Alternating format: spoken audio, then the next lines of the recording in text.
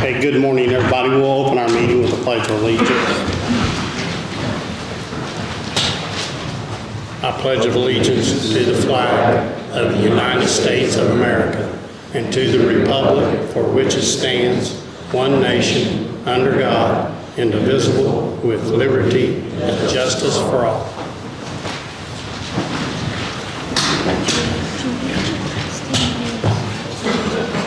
Look at these.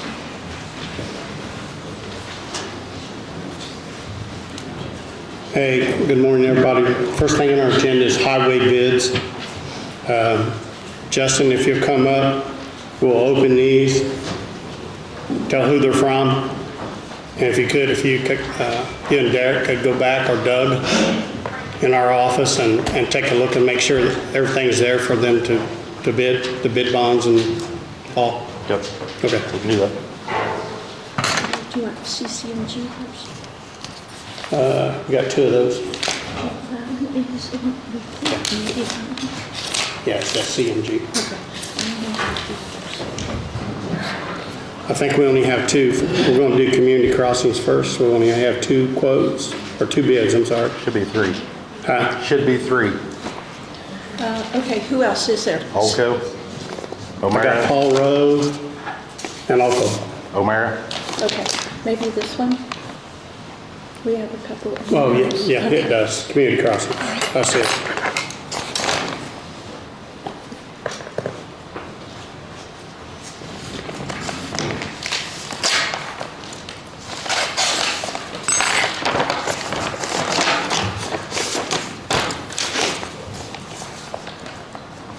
Okay, this one was from Dave O'Mara, and this is for pavement on Duck Creek Road and Old State Road 1, correct? Correct.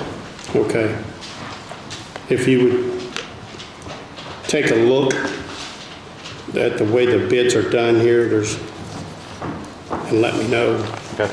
before the end, at the end of the meeting, we'll announce the award winner on this. Okay. Okay, this one here's from O'Mara.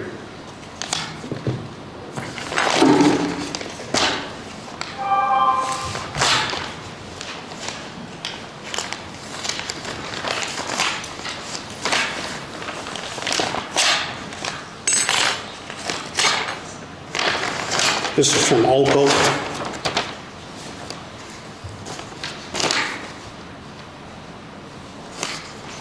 And I do believe they got Duck Creek and 01.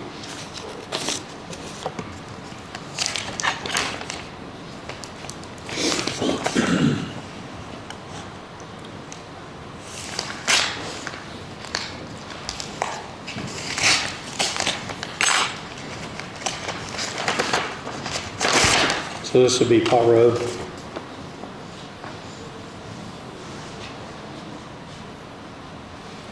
And they do have all three. All right, if you'll take those for right now, then we'll finish opening the other two so you don't get them mixed up. Okay. You want me and Derek to go through these, right? Yeah, is he here? He's-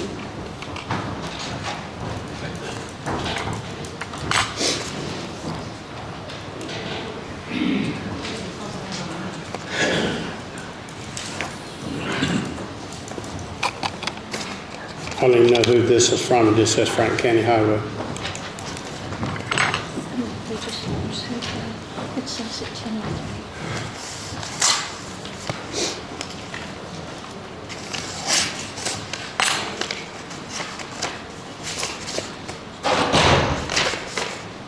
It's from Ballinger Stone. So it's for aggregate, like limestone, sea stone, riprap, small and shot rock stuff. So when Justin looks at those, we'll give him these and have him go over and make sure everything is there.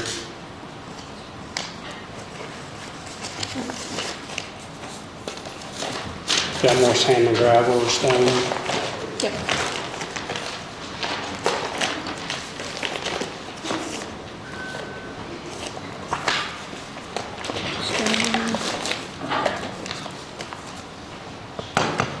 Stone.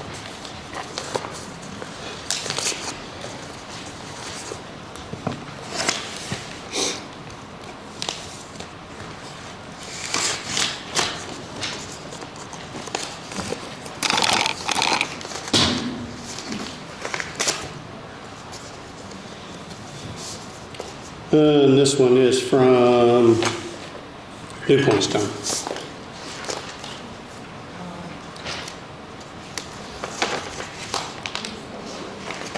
They do have their list of materials, and the prices per ton for 5373 is ripraps, just like the one from.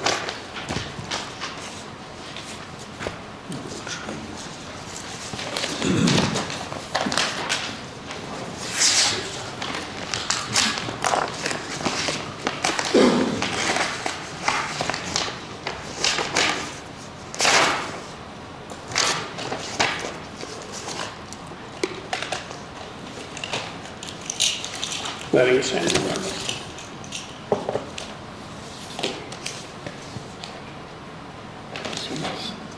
That's sand and gravel.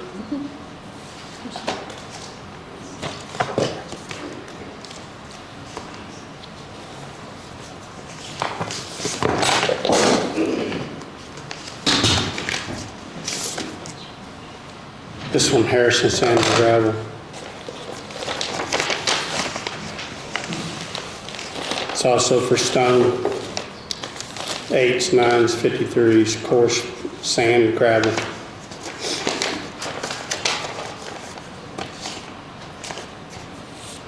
Is that all of them? Some of them don't say, don't track. Asphalt. Liquid asphalt. That'd be with Terry Materials too. Liquid asphalt. Okay. Clump excavating. Clump is trucking. There's asphalt. Liquid asphalt. Asphalt and pavement. Asphalt.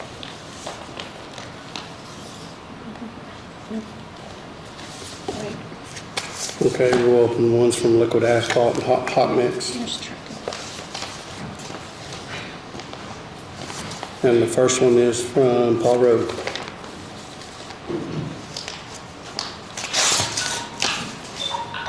Did you open them for me, Jerry?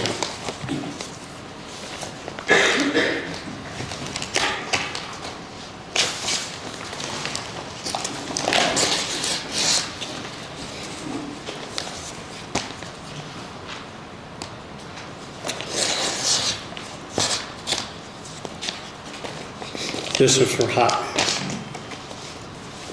Surface and binders Commissioner Wilson, per we ton. can hear you. Okay.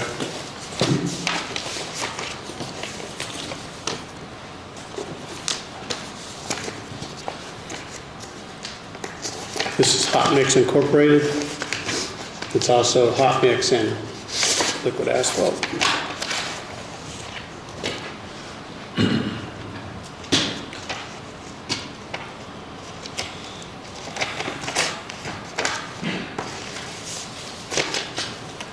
It's hot mix.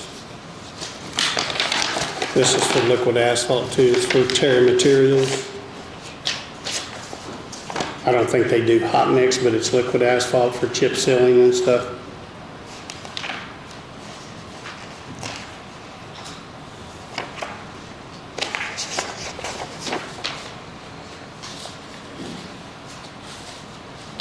And it's also based on escalating price. Crushed stone, gravel, sand and mix, liquid asphalt, pavement. Okay. I think maybe the last one for liquid asphalt.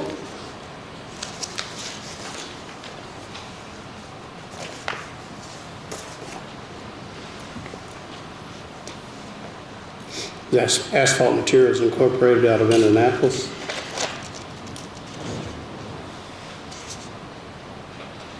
And it gives liquid asphalt per gallon and I think per ton.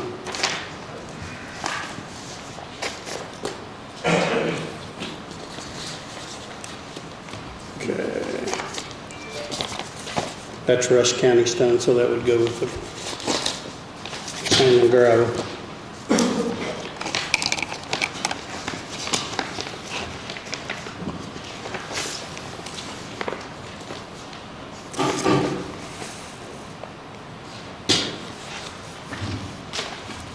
Yeah, it's for limestone.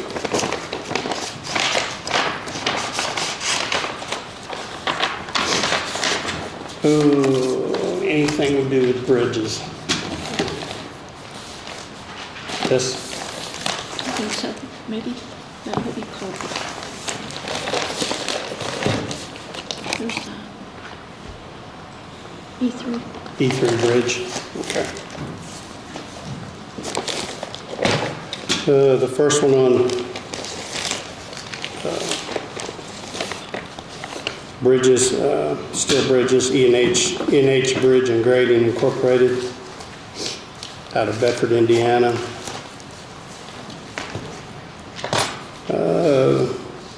They have standard widths and per linear foot. So like a 24 by 50 be $128,570 for the material. So we'll look those over. And then we got one from E3.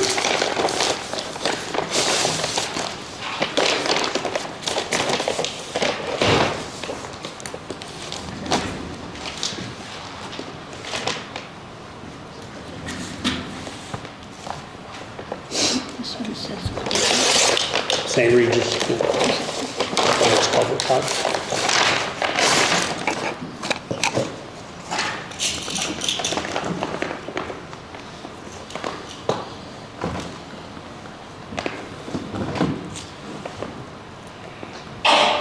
Say this is E3 Bridge, they're also out of Bedford, Indiana.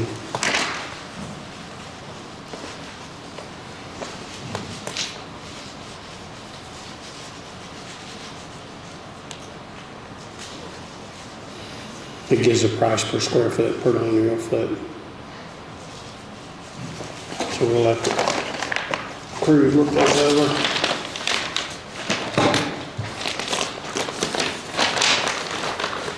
St. Regis pipes.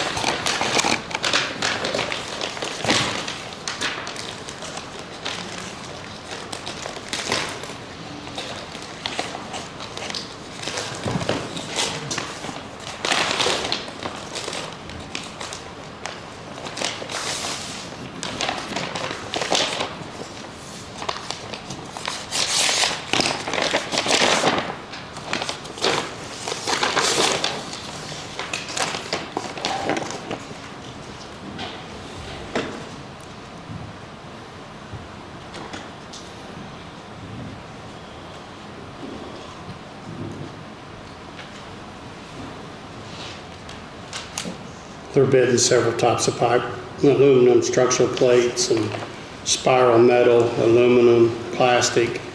So, and I think most of it's based on weight and per linear foot, so we'll let Justin look.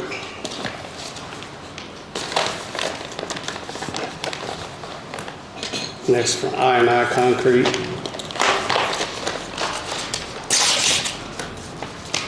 I don't know what this is for. Yeah. Supplies.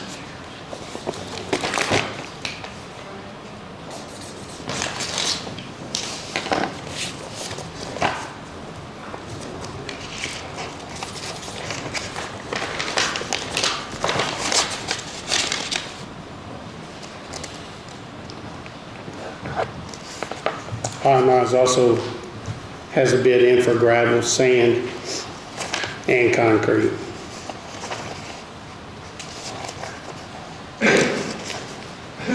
At different plants, depends on which plant you go to, so we'll look it over.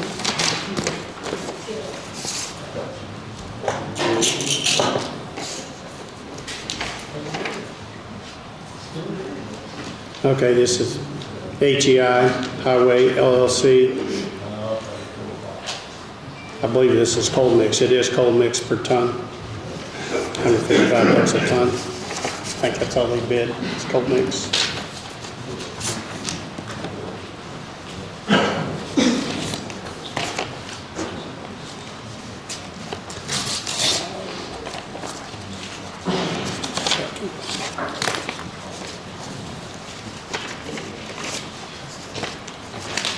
This is from Steve Simmermeyer Trucking, in case we need to rent triaxles or quads.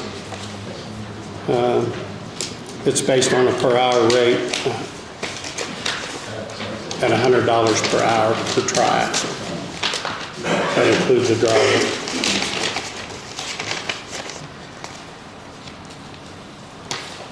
This is from trucking. It's for dump trucks, semi-trailers, semi-equipment and trailers. And it's based on per unit with a driver and an operator. Like a tri-axle is $95 an hour. I think we got one more, Jay.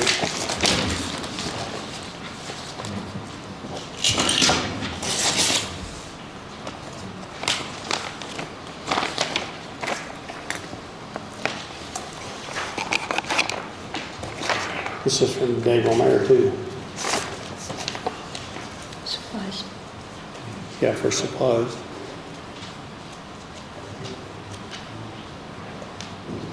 Binder, asphalt. Number 5 base, number 9 binder. Number 11 surface. Number 9 surface, about $64.50 a ton. Oops, done. Is that all of them? Okay. We'll get back with those as soon as Justin and Derek gets ready. So we will move on.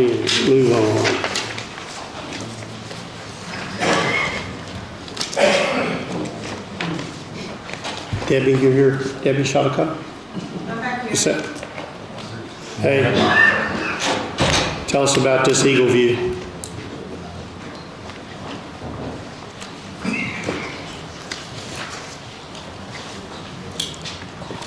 Well, the Eagleview is pictometry. It gives us a picture of not just the top like WTH does GIS, it gives us 5 views, all 4 sides and the top. So when we're assessing and we can't get to properties because of lock gates or taxpayers that don't want us to come, we can do it from these pictures and do our measuring. But not only does it help out the assessor's office, which is why I want it, but like the sheriff's department, 911, they can see a property before they go into it and know the area a little bit more. So it's actually going to be a benefit to lots of the different offices. I myself want it for assessing purposes, but it is something. Oh, am I not on? No. Oh, so nobody heard anything I said? I hear you. Okay.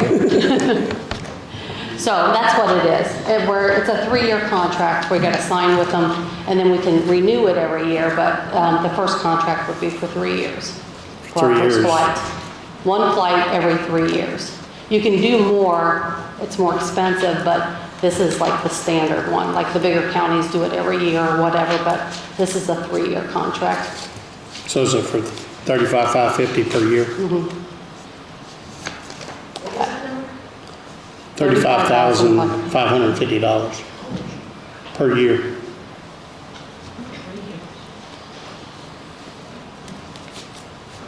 And I guess the council's appropriated your money for this. You have the money in place Well, it's supposed to be for the bond. through the bond? Yes. So the money's there then? Okay. Is that it? Well, I don't know. Is there any discussion on it, guys? You want to talk about it with her? Or?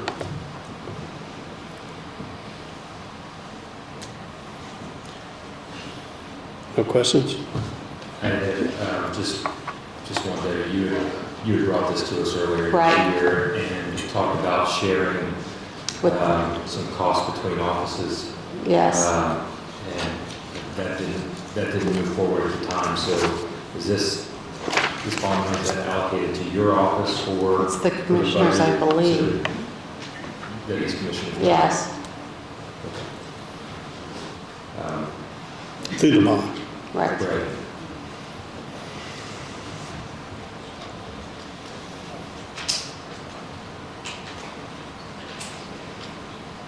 And I believe you had said that the assessor's office, based on what you had seen from the company previously, that I think it'll come out of the bond this year. the Or 24. benefit to the assessor's office alone would offset the annual cost. We're hoping so, yes. Yeah, I don't know. Plus benefits to other offices. Right, correct. Yeah, you're right. Ready? I've got a question. On termination with this, it says that you lose access to content. Are you comfortable with that? If this does terminate at the end of 3 years, it doesn't renew? Are you asking me? Yes. Oh. Well, from what I understand, is if we need to, and I'm hoping all the offices it does benefit for, if we have to, that's the second and third year, we'll have to just try to put it in our assessment fund. Okay, well, even at the end of the 3 years, if you don't renew the contract, it says you will lose access to the content. Yes, for that flight, yes. Okay. Yes. Not for previous, It's you've that. already paid. Right.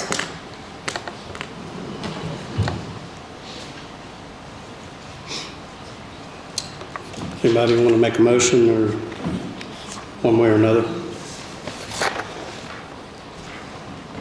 I will make a motion that we sign, accept the contract presented by Eagleview in the assessor's office.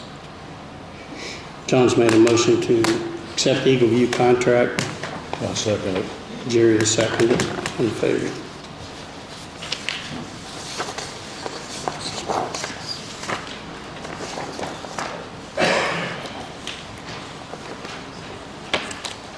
I think there's 2 pages, 7 and 11, on the signature on the contract. There's 2 different pages.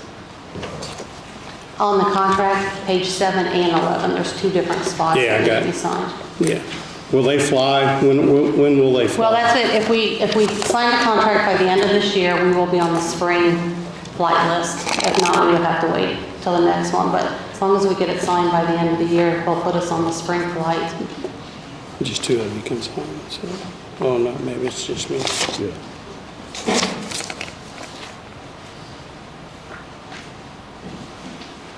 Any other questions? Nope. Thanks, Debbie.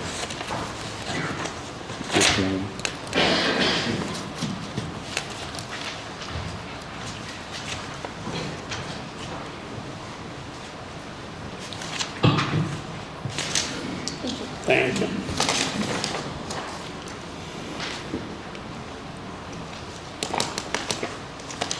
I guess it's USI on the county park improvement study that we authorized them to do. Morning, Commissioners. Corey Daly with USI Consultants. Just here as we wrap up the county park study, kind of present to you briefly what we got in our executive summary packet, which I hope you've been forwarded. About a 15-page summary of all the work that we did. When we met in the summer, you asked us to look at some additional areas of the park, which we did. So in the summary, you'll see a nice introduction that just kind of walks through the process that we went through. And then it's broken out by the overall concept for the park improvements. And then you'll, as you flip through the document, it includes some information on the study area that we did for a new kayak launch that could go in to the Whitewater River, a potential concert venue and event plaza that we've discussed, upper and lower campgrounds, and we also looked at reconfiguring the baseball diamonds for you. Throughout all of that, I know one of the bigger questions you had was drainage and helping to alleviate some of the flooding, especially in that lower campground area. We did look at that, and that's included and discussed throughout, and you'll see that in the different graphics and images we have. We also gave you some planning level cost estimates for the various improvements, and we broke that out by different areas of the park. So as you look forward to funding these projects in the future and going after grant applications and things like that, you've got some information there that you can use to start your applications for different sources of funding. With that, I don't want to spend a ton of time on this. I know we've talked about it quite a bit over the course of the last year as we've worked with you on it, but I do want to answer any questions that you all might have on what we've done.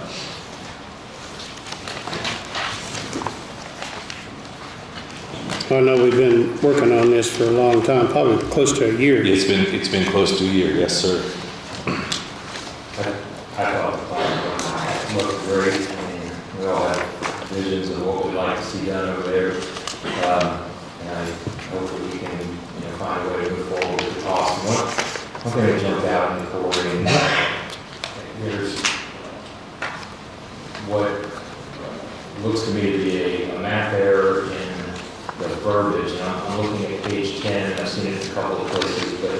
Landscape areas were estimated at $6 per square yard. Typical averages range between $4.50 and 17 cents per square foot, which equates to between 50 cents and $1.80 per square yard. Yeah, I see that here on the bottom of page So 10. someone divided it by the 9 square feet per yard instead of multiplying it. I just want to make sure that that error doesn't carry through the bottom of the calculations that we have here. Yes, sir. Yeah, we'll get that updated in an updated PDF out.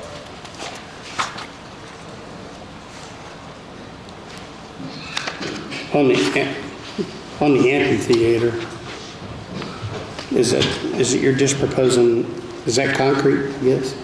The concept really would be kind of a natural stone, but it can easily become concrete. I think that's the decision that you'll make as you get into some detailed design on what kind of materials you'd like to use. We basically showed what we would call limestone blocks to kind of make it a little bit nicer. But concrete, cast in place concrete could be used. You could even use a modular type system. There's multiple different ways to design that to get it to work the way it's shown.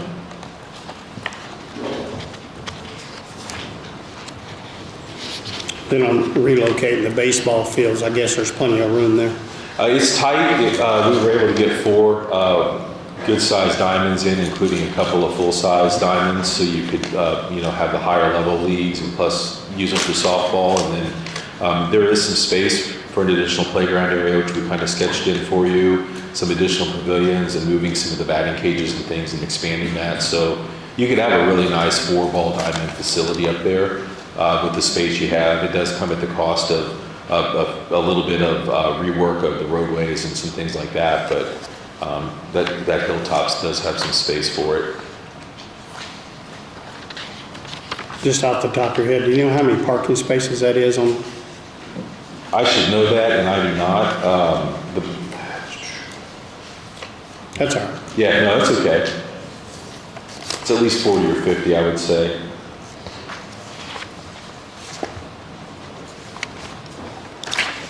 That's just for the ball diamonds, or? That would be ball diamonds or flex for the new building.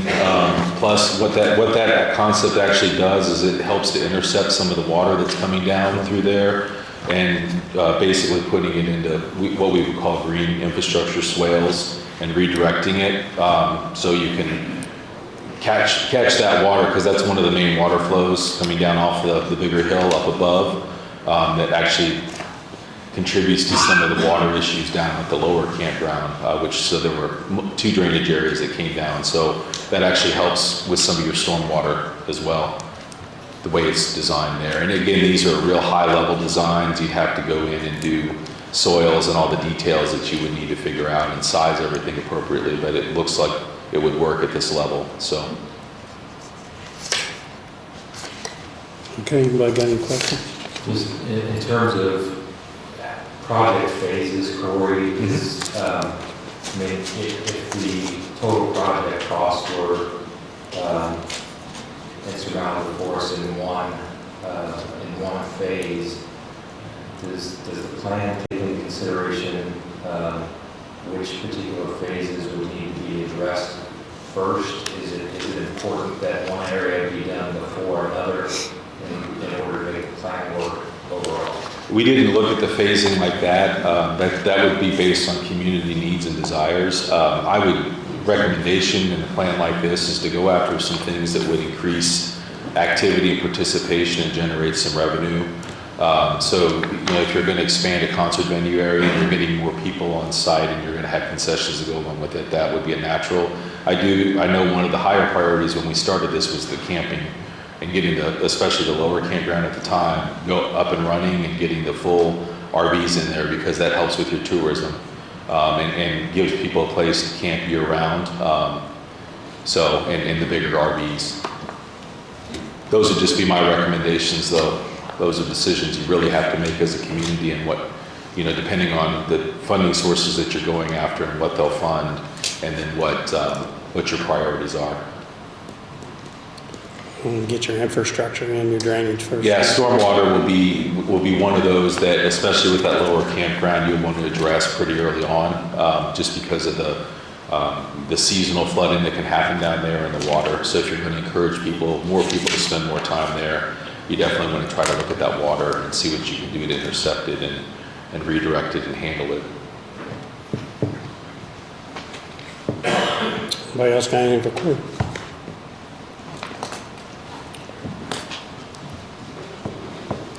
All righty, man. Thanks. Appreciate it, Corey. Thank you. I really appreciate it. This was a fun project, and I appreciate you trusting us with it, so thank you. Thank you. Next thing we got is our EMS contract award. A little bit, I guess, just a little bit of history. I think Barry Ritter wrote some specs for Franklin, for EMS services in Franklin County, you know, to bring maybe up to paramedic service. And those were written and went out for bid, and we had 3 bidders in. Based on the criteria, I think that Barry Ritter suggested that we do. Barry, do you want to elaborate on that before we? Sure, thank you. Good morning. Just as a recap from your meeting last week, my associate Brent was here and presented the findings report and the recommendations from the working group that has been established here in Franklin County. That working group was made up of public safety officials, elected officials, and a citizen who were charged with reviewing the proposals against the specifications that were published, interviewing the providers, examining their equipment, speaking with references and other individuals in regards to the service levels and the opportunities that exist. If you recall the specifications that were written, we traditionally do a paramedic level of service, the ALS high level. In Franklin County, we provided for bid options. Bid option 1 was the paramedic level. Bid option 2 was for the advanced life support lower level, or the EMT, advanced EMT level that Franklin County EMS operates. I shared with you at the time that we did that because had we published our standard specifications for paramedic, that would have enabled Franklin County EMS from responding. They've been a long-time service provider here, and we all believed that it was in the best interest of the community that they'd be able to respond to specifications, in which they did.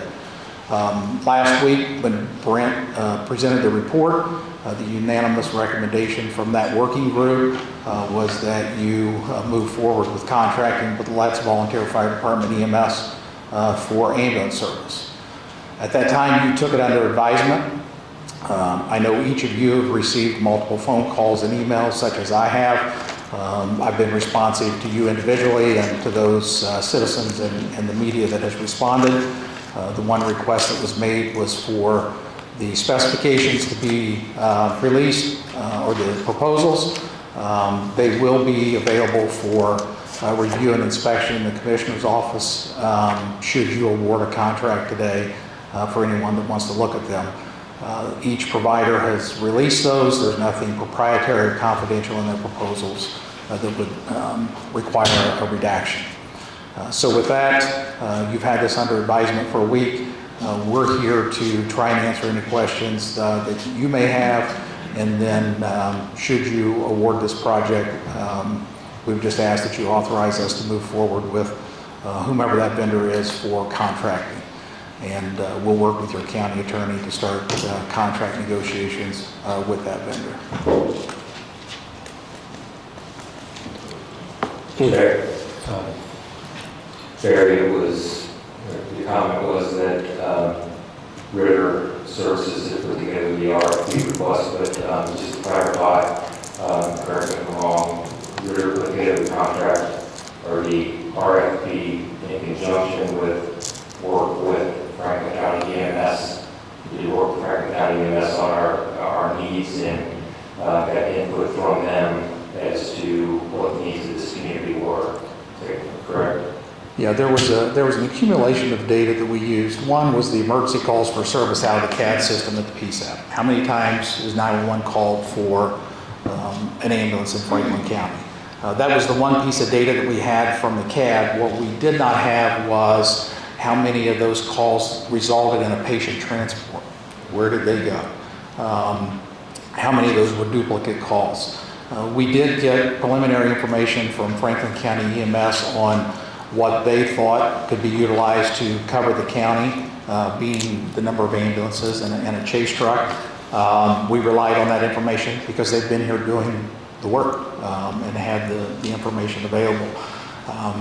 Because they are a private entity, they hold the information about the number of patient transports and those types of things, so we did not have that information.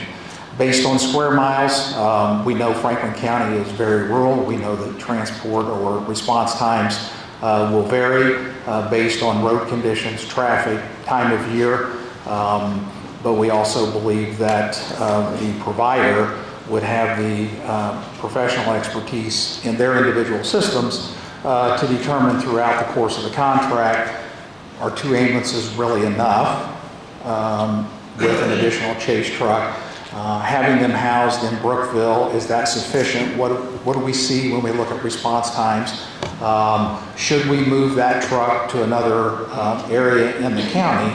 And I know at least one of those providers, they have software and artificial intelligence that they're using that helps them use their ambulances in a system status management environment, meaning they have the ability to move their trucks and understand where they would be closest in the estimation of the next 911 call for an ambulance. We don't have any of that data today. So in the specifications, what we asked was for 2 ambulances and paramedic level with a chase truck in one of those options, primarily housed in Brookville with a determination made by the successful provider throughout the contract where they would stage those ambulances. I did not want to put the county in the position of determining where those ambulances would be staged. You're paying a subsidy for a service, and you have an expectation that they, as a professional, would make that decision.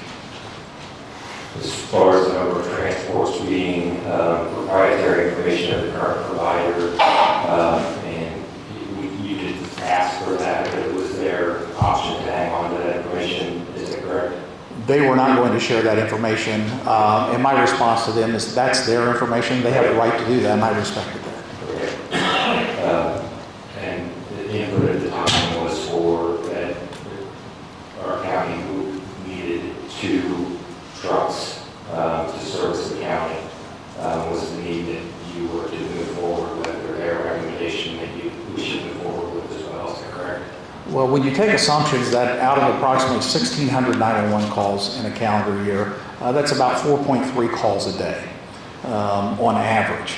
We know that some of those calls can stack. You may need more than 2 ambulances. But if you average that at 4.3 in a 24-hour period, it's reasonable to conclude that 2 ambulances would cover those, and with a 3rd chase vehicle, either staffed by a paramedic or by an EMT if the paramedic is on the ambulance on run, you have another half of the medical to respond for patient care until another ambulance can get there. Franklin County is not alone in that you rely upon ambulance services from surrounding jurisdictions to respond into Franklin County when there's not enough ambulances available. That's a statewide issue. That's an issue that we're looking at in all 92 counties. There's simply not enough ambulances, paramedics, or EMTs to meet the demand on a daily basis. So what your subsidy is asking for via a contract is that a provider would have those 2 ambulances and that chase vehicle available for 911 calls. And contractually, they would have agreements with other entities that could respond into the county if needed. We could not afford enough ambulances to speculate on how many we might need in a given day.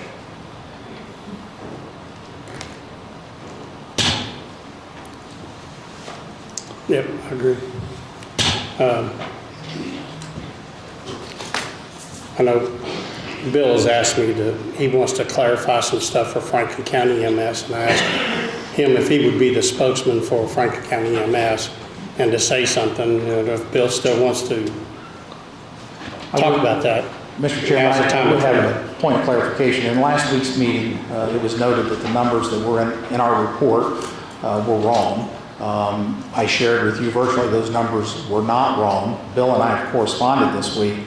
The way that report was presented was that if Franklin County, in their proposal, were to be the successful provider, their term would actually be 4.5 years.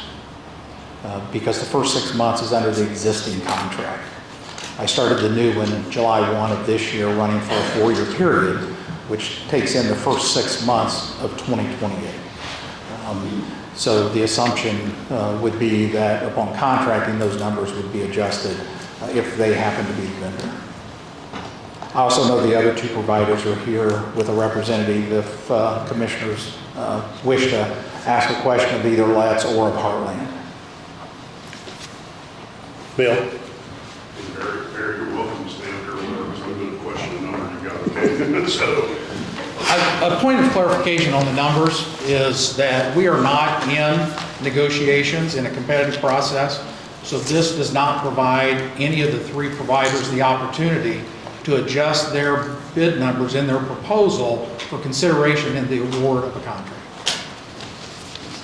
so my point at the last meeting was that I thought there was a number read off and I couldn't determine what that number was. It sounded like it was real high. I've asked a dozen people what the number was, and I've had people come back to me and tell me the number was over $7 million, which is what was like, wow, wait a minute, what happened here? And so I had talked to Barry back and forth, or I shouldn't say talked, we both emailed back and forth in response to it. And he made it, and I want to say we were clear. I think me and Barry are pretty clear on the situation. Our number, had you taken option 1, which was our preferred option, which were all the numbers in red, which is what I indicated at our last meeting, added together, came out to $6,508,767.70. And that's where it caught my attention, is to wait a minute, where'd this number come from?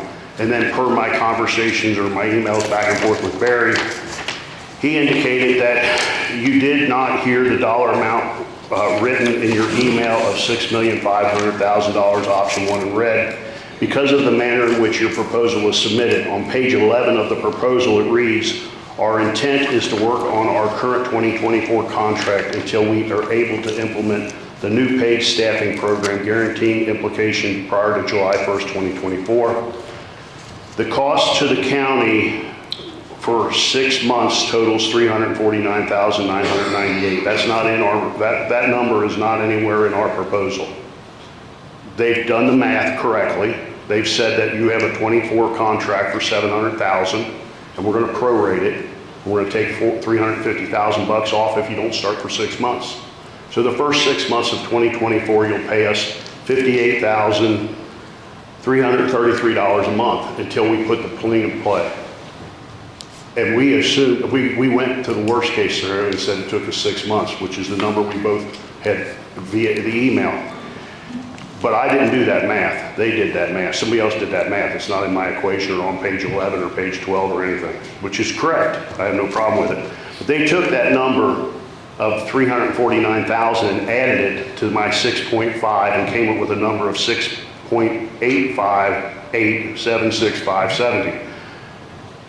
Well, if you're going to add the number in, you should have subtracted the fact that our original $1.5 million was cost $127,729, so you should subtract that. We're prorating it. We're prorating it both ways, not just one way.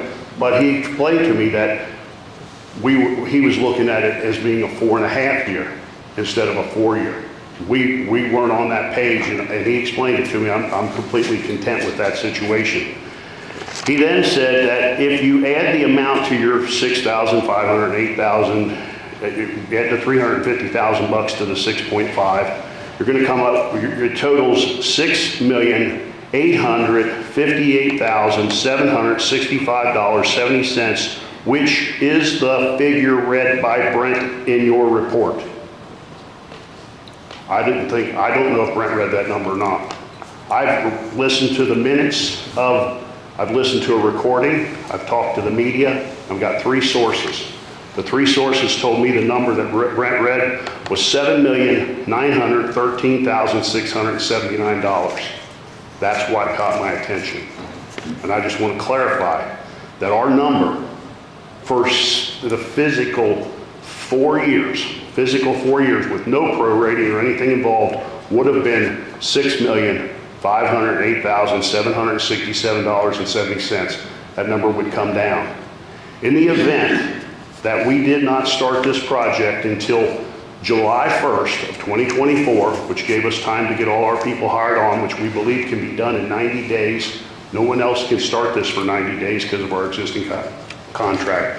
But in the event that we didn't start this, our first year would have been $1,116,300. Our total for our 4 years, if we started on January the 1st, 24, we ended on December the 31st of 27, 4-year contract, would have totaled $6,092,392.70.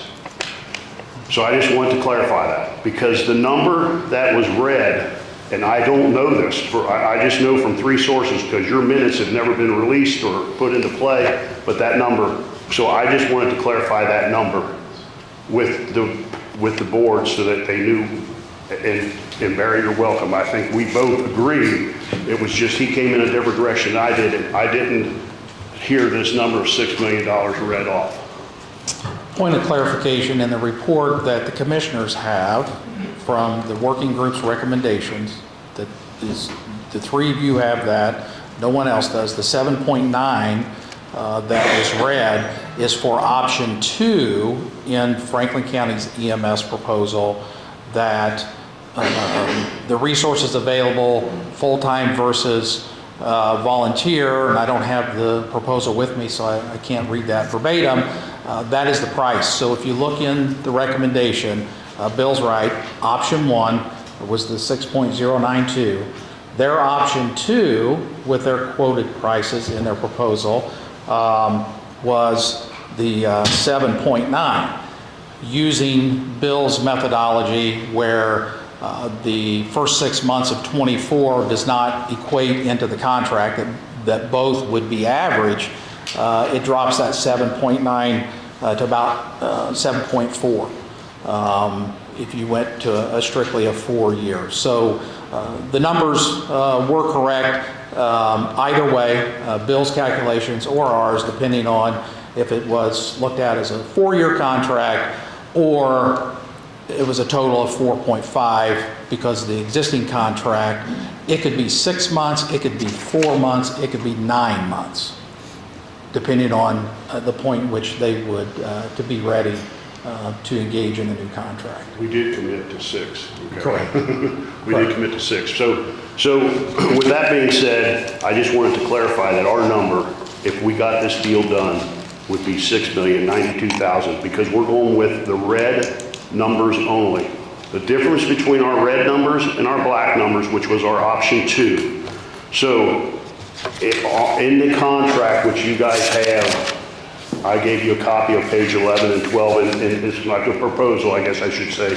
In the proposal, it said that our intent is to work on our current 2024 contract until we are able to implement the new paid staffing program, guaranteed implementation prior to July 1. So we want to operate off of what we already have in play, guarantee it. It also says the cost option for the first year of $1.532,750 over the course of 12 months. Example is starting on July 1st, the rate would be prorated 6 months effective July 1 to December 31, and the existing 24 contract rates would be effective until the maturity of agreeable start date. It's not a problem.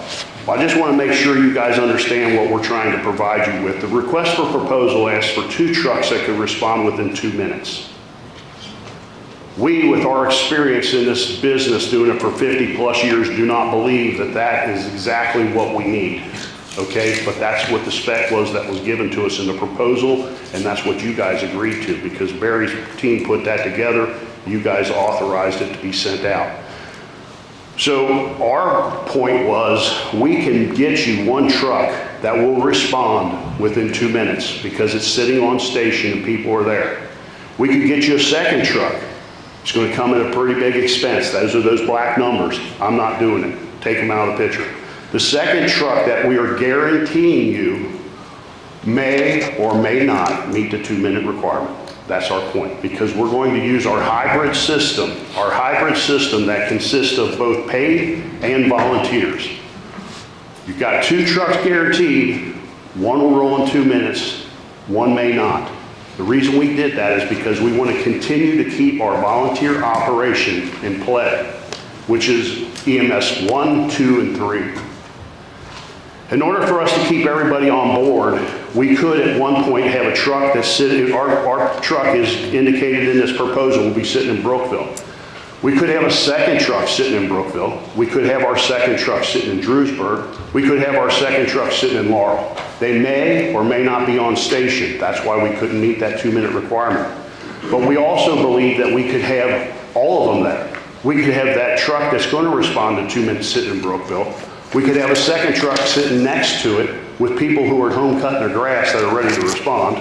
We could have the other truck sitting in Laurel, and that's 4 trucks at that point. We have a total of 5 trucks. We believe it's of great importance to the safety of this community to be able to have access to that 3rd truck. And we sat here and did a balancing act, and our balancing act was, do we worry about the 2 minutes or do we worry about trucks 3 and 4?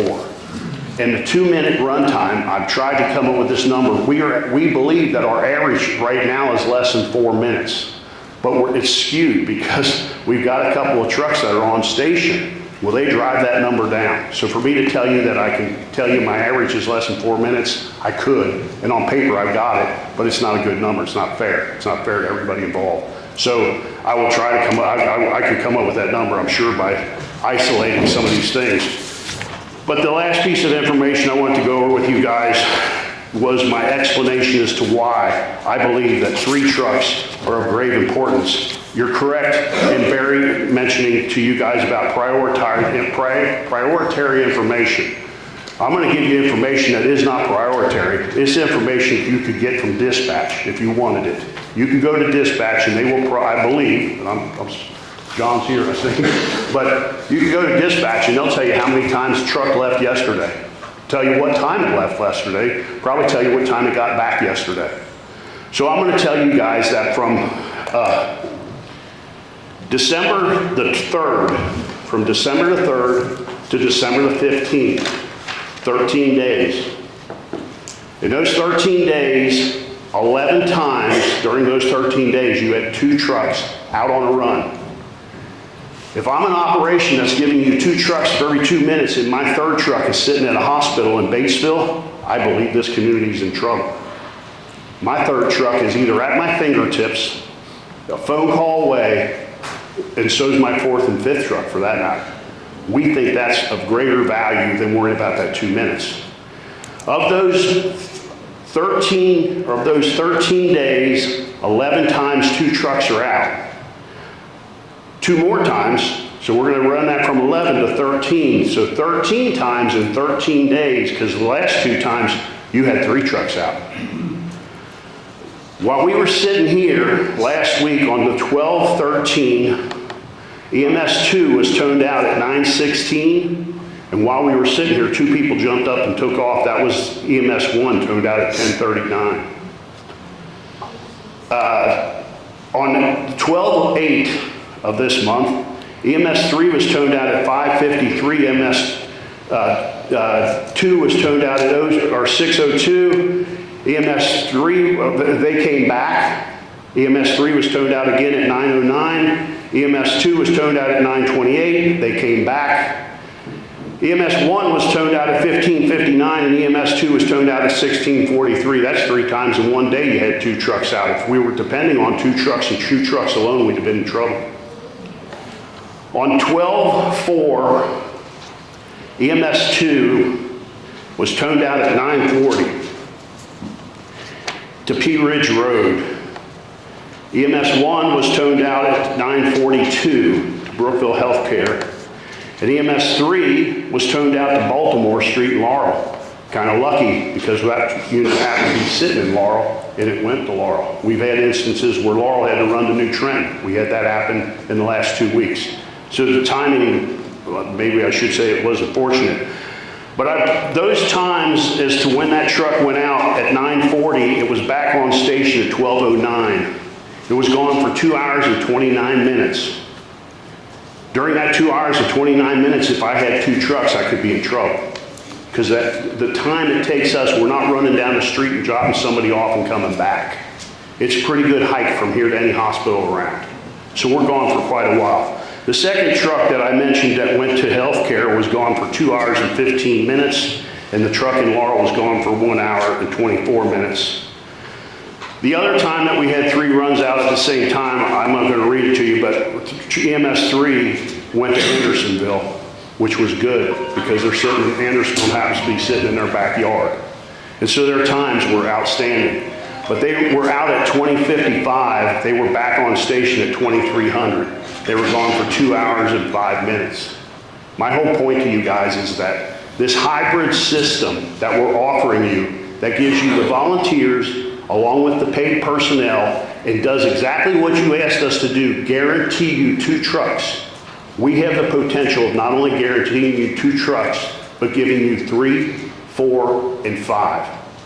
They're in our backyard. They're a phone call away or they're in service. As we speak, 3 of them are in service. As we spoke last week, 3 of them were in service. Not all the time. You questioned me about having a truck out of service completely. I went back through my text messages and you texted me at 12:45 on May the 14th. He texted me at 7:30 that evening. I didn't respond because I went to Roy, our board president, and said, hey, they're telling me we're out of service, what's going on? We have gotten information from that date, and I don't have it in front of me, that says we were out of service for 2 hours. We were. Our contract says the best of our ability. We didn't have the ability on May the 14th, which was Mother's Day. We couldn't pull it off.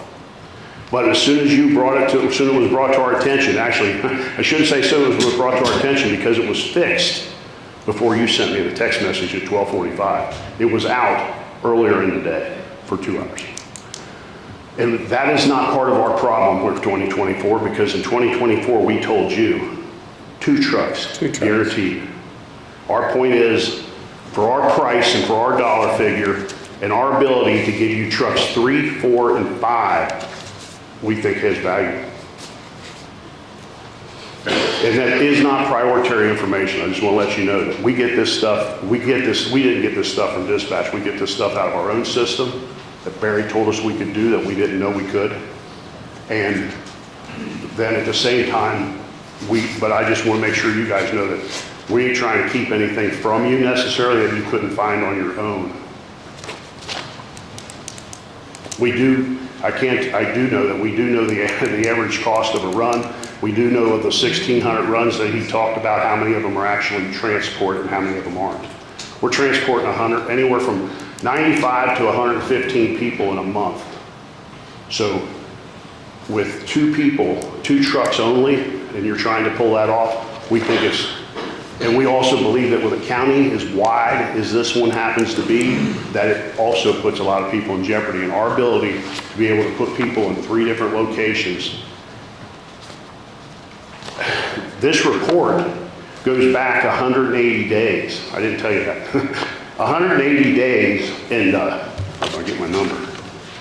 In 180 days, I went back to June the 20th. I should say that young lady did. If you go back 180 days, 131 times you had 2 trucks out in 180 days.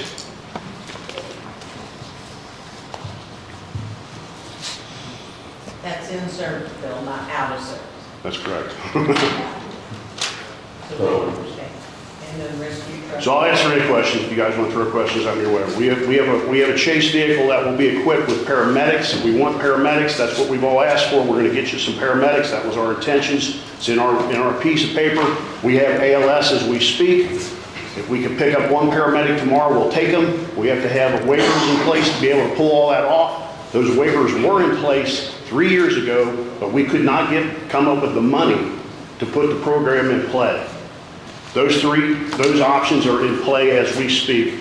The waivers to have this, to be able to run paramedic and ALS both at the same time until we can fully staff it. We have 2 people on our squad, or 2 of our team members who have expressed an interest in becoming paramedics and are ready to sign up for the class as soon as we get the job. Well, I have 2 questions, and the first one I've asked already, I'll just reiterate it today. First, I have the greatest amount of respect for our volunteers. Okay, you guys have provided services to me. I've been a volunteer on, in a different respect for our community. You have shown up on football fields when I've had players that were injured or opposing players that were injured. You showed up on baseball fields, where I was involved as a volunteer on one side, you guys showed up to help on the other. I have a great deal of respect. I've used your services for my own children, and accidents at home or whatever over the years. So I'm not taking anything away from our volunteers at all, but we have, with our volunteer system right now, we have had those outages. With a volunteer system going forward, with that second truck, I don't know how we can guarantee that second truck is going to be in service when it's leaning on the same volunteers that were not in service for those hours on Mother's Day morning or other dates that have been indicated. The second thing, and Bill, I'll go back to a meeting that we had at one time. You're concerned in your words. You have to hire a truck. And did you not tell me you had concerns that your volunteers would quit? And you had to pay for a truck service, volunteers would quit. Well, we're here, we were asked a question in the interview, I was impressed with it, that said, what would happen in year 3 if you run out of money? You can't do it. So I think that was one of the questions in the interview. And our point to Barry was, we don't plan to fail. And we told you in our proposal that we will have 2 trucks in service. We didn't tell you that in 2023 or in 2022 or in 2021. We told you that was the best of our ability. We've all sat around and figured this whole thing out or worked this out multiple meetings in the last 3 months. We told you there'll be 2 trucks in service. That's what we intended. That should say that's what we intend. That's what will occur. But we also believe that because we have this hybrid system that's both volunteer and paid, that you're going to get trucks 3, 4, 5, make a phone call, have a school bus accident, have multiple injuries, have 2 cars hit each other and 2 victims. We've had that happen. One of my runs was last 12/4, whatever. That was out here on State Road 1. So our whole point to you guys is we think we guaranteed you 2 trucks. We never did that before. It was always to the best of our ability. And we said in order to remove that language from that contract, it's going to cost money. It's going to cost money, but we're moving the language from the contract and we're making sure you have 2 trucks, 24/7, a chase vehicle with the paramedics that Mr. Wilson's expressed concerns for years to try and get medics in play. It comes at a cost, but that chase truck, that's our intentions. That was our intentions. Yeah, I know the contract always says, to the best of your ability. I would take that out and send it back to you. Send it back with the back. You guys tried that a couple months ago, okay? In your red line. Gary, you mentioned that including the rescue truck and the rescue boat would also offer? That's true. We do have we do have our big Rescue 24 truck that has the ability for triage and extrication, and then we also have a boat that we use for swift water. That's mentioned in our proposal. Those 2 items are at our fingertips. The other thing that was brought to my attention was the tax implications that we have recently experienced. Since in 2016, we charged $150,000 And in 2017, we raised that number to 300. When that happened, county council said, whoa, wait a minute, what are we going to do? And I believe it was in 2016 that they implemented a public safety tax. They're going to generate money from the public safety tax to help offset our increased cost.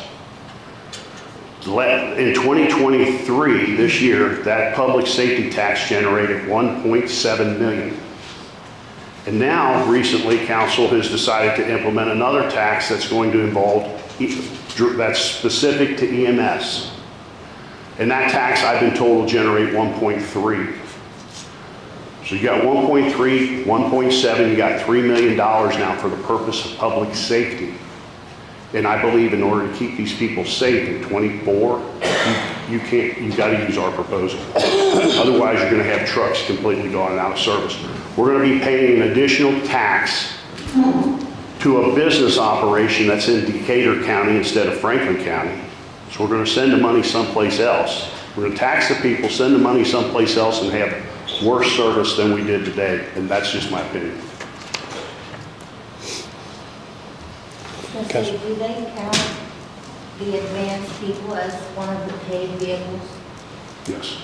So technically, at all times, we will have one ambulance and one chase truck in service all the time.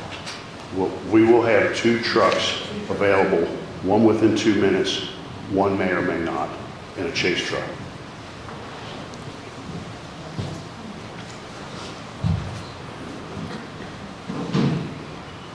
Go ahead. One of my concerns is what hospitals will they take patients to? Because we got patients that want to go to Reed in Richmond, we got patients that want to go to Hamilton, we got patients that want to go to McCall, Connorsville, Batesville, Dearborn County, your hospitals in Cincinnati. One of the first ones we go to is Jewish. That's there on the other side of Cincinnati. Will they do that for their patients? I guess let Barry respond to that. I think that would be according to the protocol and the patient itself on the condition. In our protocol says we're going to take you to wherever you want to go unless the situation doesn't allow that to occur. If it's a trauma situation, we're taking you there to someplace else. But You go to the nearest appropriate facility in a certain And I would situation. assume everybody operates under that. All right, thanks, Bill. Thank you.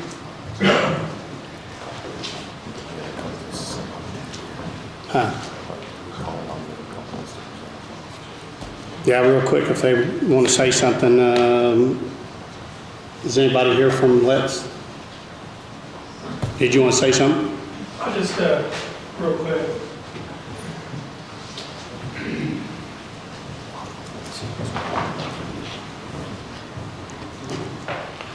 My name is Chris Casher. I'm from Let's Fire Department. I'm the battalion chief in charge of EMS. And I just wanted to say that we appreciate the opportunity to be able to submit a bid. If you've checked any of our references, I'm sure you find out that we've our partners that we've contracted with have been extremely pleased with the service we provided.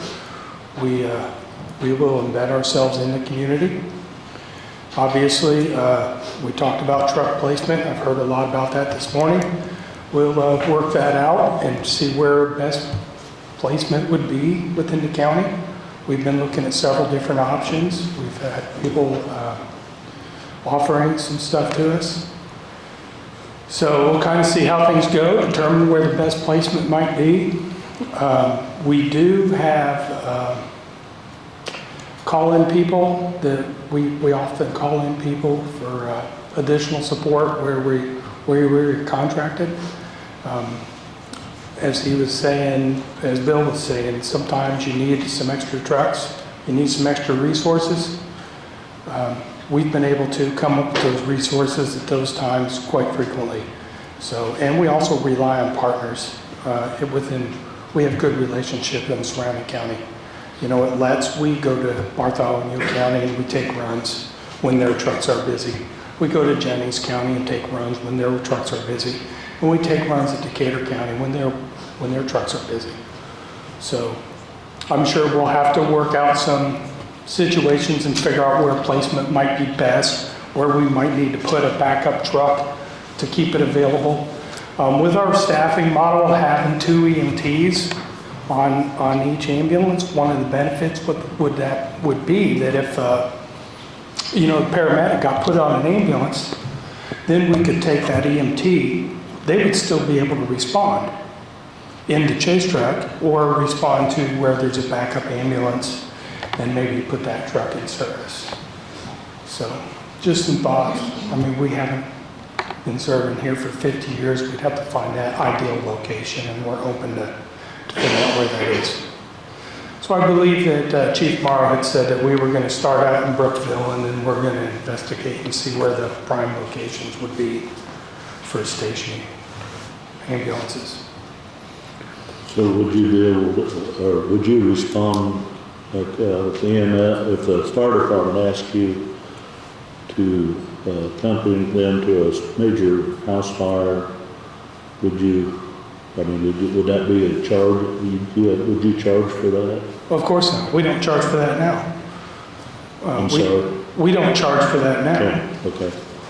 Yeah, that would be expected. That you would protect your firefighters. You would have an ambulance there for them. So even if there's nobody in the house, we're still going to, you send an ambulance to a house fire to protect us firefighters, have a resource for them in case somebody gets injured. So do you have a water rescue, any type of water rescue available? Actually, we do. We respond to several different counties. We do have boats and water rescue technicians.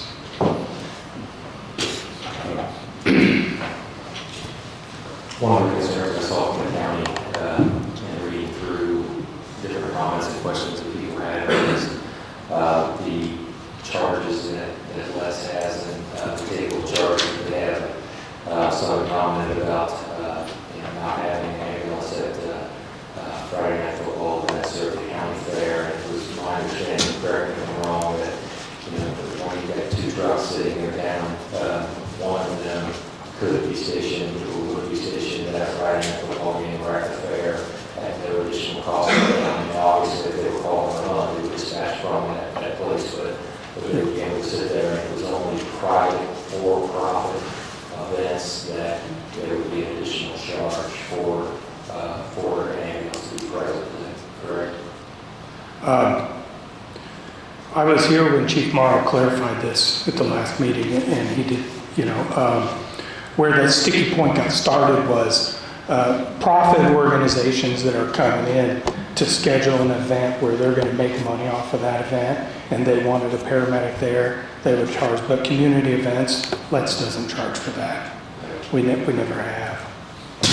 So, but there has been some private for-profit events that an organization would come in and they would set up an event and hire vendors and set up activities, but they were doing it for a profit. And obviously we had a fee that we charged them to station an ambulance there.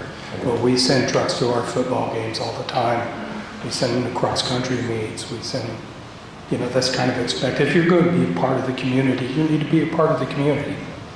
That station ambulance, if you were called on to service a private for-profit event, that would be an additional ambulance over and above the 2. Correct. That would not, right. That's correct. And I think Chief Morrow also expounded on, your trucks would not go on transfers. We have different trucks for that. As a matter of fact, I have a truck coming to Brookville tomorrow to take a patient. But that truck is coming out of Fletch. And it would be the same, if we were awarded the contract. Your trucks are dedicated to 911 calls. That's what they're there for. We could pull those trucks and put them into a community event. But if we did a for-profit event or we had to transport outside of what this contract covers, it wouldn't be one of your trucks. It'd be a different truck.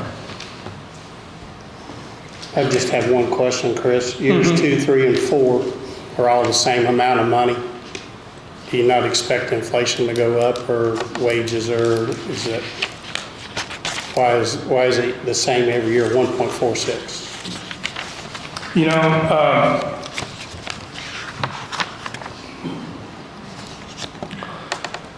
he expected that we weren't given a lot of information. Some of the stuff, this paramedics and stuff, he didn't have all the information really needed to do a clean estimate. So they're the same because we just rolled them out to be the same. I expect there's going to be an increase in cost, and we're going to eat it. We also assumed that there'd be some type of negotiation, and that maybe we can fine tune things. Because I know that some people have brought that up, and I've heard that talked about several times. I was on committee, and the answer there, I mean, it's actually all 4 years of the contract at the same price. And year one is prorated, starting in February, as opposed to being a full year. And let's see, business model of transport and the buildings that they have would offset the costs. So they're working on a flat contract price to the county and providing their services throughout the 4 years for that. And the transport and building services that they have will offset the cost of the routes, which his answer to that was. Mm-hmm. We had also planned on having training personnel available, because your bid required EMT class and an EMR class and a research class for EMT and EMR. Of course, we have a training academy. We do those classes every year currently. So that's obviously not going to be a difficult thing for us to do. We're hoping that we can take a lot of increase the EMT availability here, since we're pretty active in teaching EMT classes now. We also teach advanced EMT. We also do ACLS and PALS and BLS. I heard some talk about that. We do, like for the Boy Scouts every year, we do a BLS healthcare provider class for them to learn CPR. We also do the first aid class. So we do some stuff for the community. Got some local businesses that we do CPR classes for. I would expect that we would have to do that here as well. Again, you'd be part of the community, you're a part of the community. Any other questions for Chris? Thanks, Chris. You're welcome. Thank you for the opportunity. John's saying somebody from Heartland wants to say something. Hi, thank you. My name is Ken Jackson, owner of Heartland Ambulance Service. I'd like to thank you guys for the opportunity that we had to bid. We'd like to clarify, I think that some of our references were not checked because of a local reference that was from 3 years ago and had to do with transfer business. But let you know, I look forward to building a relationship with you here. I think it's important that everybody notes that truly what John said is that the heart of the community are the volunteers and the EMTs, whether it's paramedic or it's LETs or paramedic or EMT. These guys are risking a lot day in and day out, especially in adverse weather, to cover. A couple points I'd like to make, because I'm going to stay in the running for this community because I think you're going to need it, is we started a 180,000 population city in 30 days, and we've not ever reduced our ALS trucks, which we run 9. Never had a reduction in staff and 8-minute response time for that community. This community is much different, and it'd be harder, but the one thing we would have guaranteed is you will always have your ambulance, your paramedic ambulance, had you chosen that option, which I think you would have because it was priced well. So also, I'd like to point out that we also had a 4-year price that didn't change. And listen, what you may not know is, maybe some of you know, is we just got a Medicaid raise in July. It was the first increase since 1972. Are you kidding me? You think we can't make it 4 years? I was born in 82, guys. So I figured it out, right? We do, and these guys are figuring it out every day, and I think you've got good people here that you need to watch over and take care of in your community. And I think, we all worry about response times, how fast the shoot time is. The 2 minutes doesn't matter. Are the trucks coming? That's what matters. Are there people here? Because it's your lives. This is a hard county to cover. It's going to be, especially in adverse weather. So I encourage you guys, think about the decision you're making, make the right one. If it's not us, that's fine. It probably will be next time. Thanks, guys. Thanks.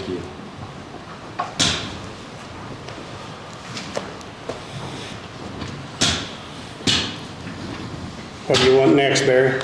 Is that it?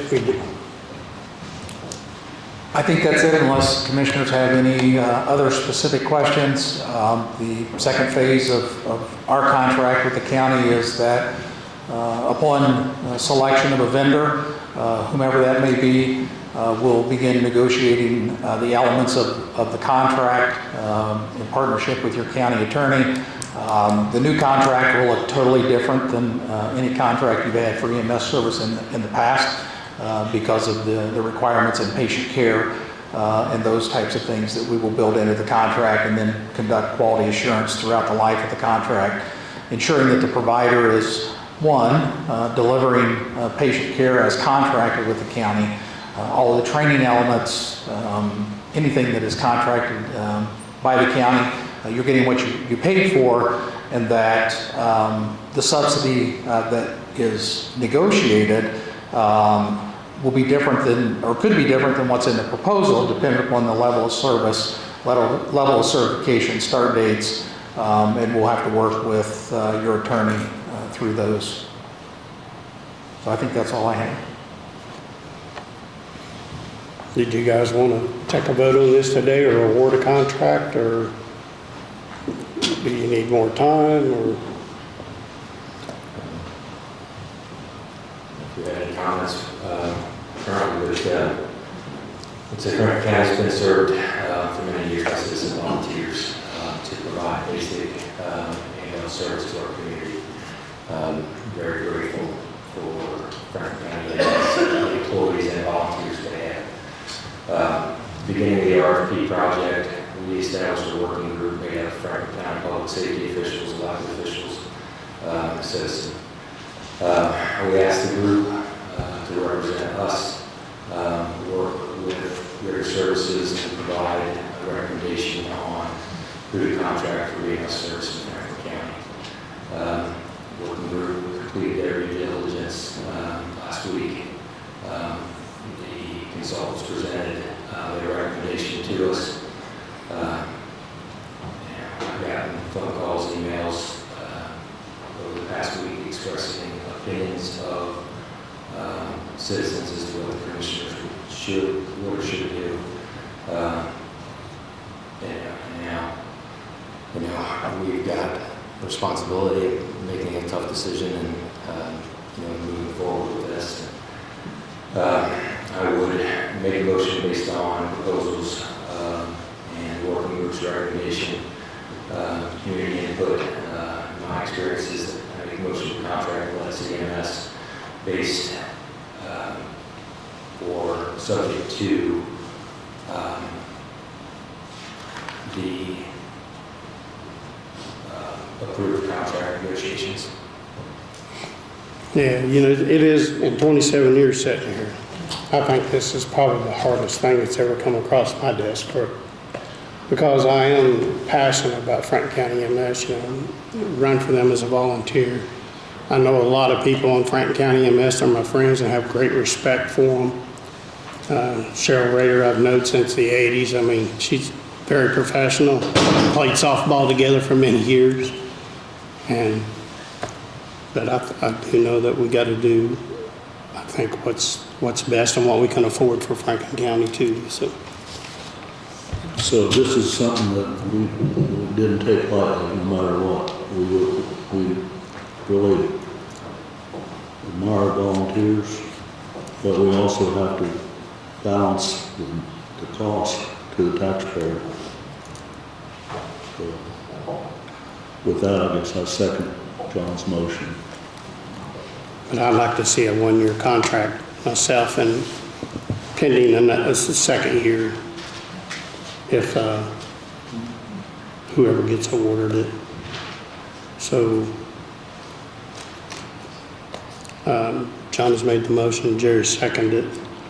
There may be an opportunity down the road if things don't work out. We invite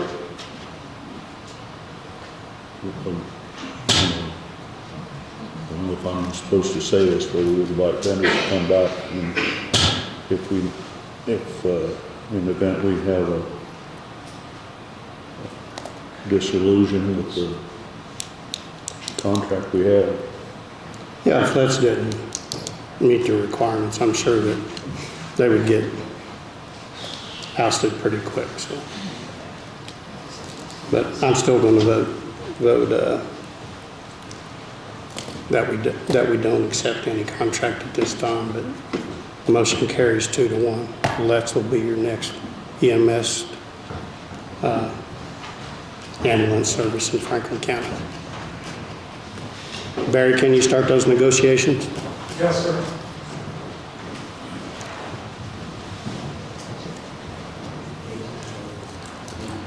All right, next.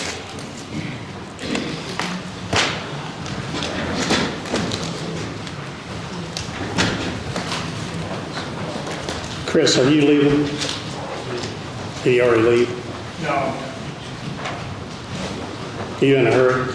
No. Can you stay for a little bit? I can't. All right.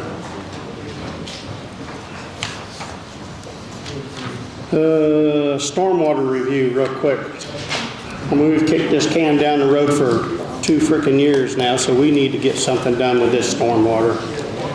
I think if Grant's still here, you've come up with this. Oh, he's here. He's in the back. You've got this ready for us to implement, Grant?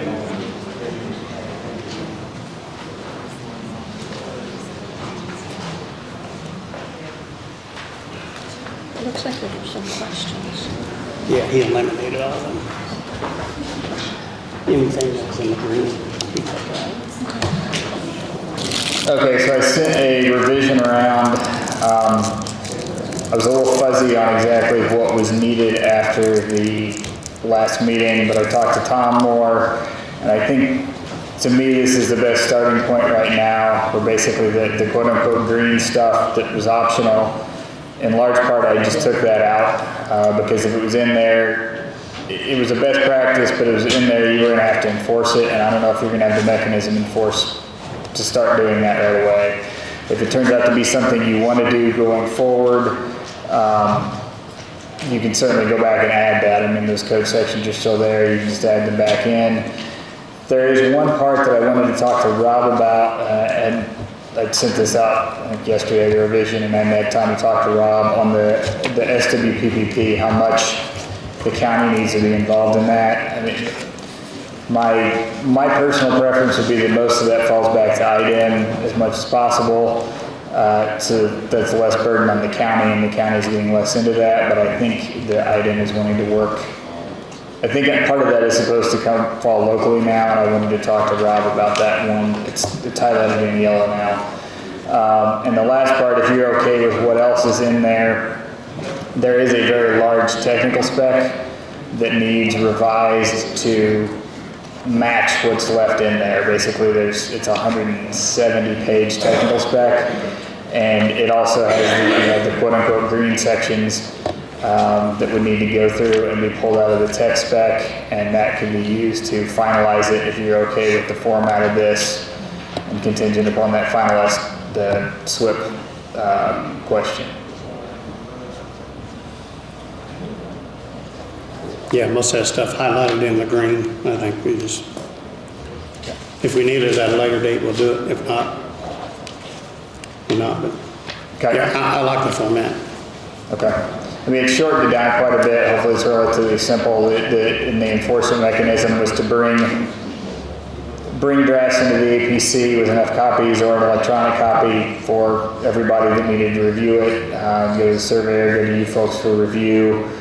If there's an enforcement complaint, you're the appeal board. As far as the drainage board, if somebody complains and there's a problem or if there is a complaint and you need to enforce something that somebody hasn't come in and get a permit, that would also come to the drainage board if there's been an issue. And then it'd go back to the APC office and building office to get final permit issuance once it had whatever approval it needed from the drainage board.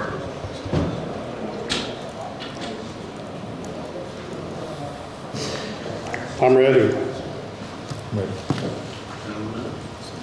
Okay. Let's do what the next step is, so we. So yeah, basically I just need to get the tech spec to match and I'll talk to Rob about the SWIP to see if you need it or not. Okay? Okay. All right. Don't leave yet. Brian wants to have a say, I think, don't you? Yeah, as many of you know, we've been working on a project since probably July. I've had kind of a difference of opinion with the APC down there. And I'm in agreement with you guys getting something passed. I'm asking for an exemption from that since ours is already built, but I haven't been issued a permit yet back from them. Is Caitlin here? See if she'll come up there. Oh, Bob's here. Can you answer questions, Bob? Why he hasn't been issued a permit since July? Yes. And his check was returned? I can try. What's the question? Oh, wait a minute, I can run through it all. So on July 21st, I went in to ask for a permit after asking why several other projects didn't require drainage plans. One of those being a competitor storage building, one of those being your own addition to the highway garage, one of those being a building being built up on the state highway, and one of those being the 4-H building. Just had a guy in here talking about drainage problems over there, but the 4-H building was approved with no drainage plan. The county football field was, an acre of ground was tore out and put back in with crushed stone, no drainage plan. Brian Bauman, or BAM Investments, goes in to get a permit. Doesn't say that we need a drainage plan according to the code, but they won't give me one because I don't have a drainage plan. All those other projects require, if I was required to have one, they would have been required to have one. There's nothing under many warehouses that say that a drainage plan is required. Now, I've provided for drainage, and we've built the drainage, but a plan is not required. I got back a letter from her about 15 days in saying, sign this and I'll issue a permit, but that is not her job. Her job is to, within 15 days, she could ask for questions, additional info, which we provided, and then she has another 15 days to either issue the permit or deny the permit. That's my due process. If I'm denied, I then have 60 days to go in front of the APC board and state my case. I was never denied. I was never issued. I assumed I was issued, but I was never issued, I guess, because last week we got our check back in the mail with no letter, no nothing. Just a certified check in the mail. That was written in July. I know it was only $30, but that ought to concern you that somebody's holding money for 5 months and it's not deposited. What if it's cash? You know, that's all I'm saying. You got it. Should be quiet at the end of the day. Can you answer that, Bob? I can only tell you that. Here's Caitlin too. She can help you.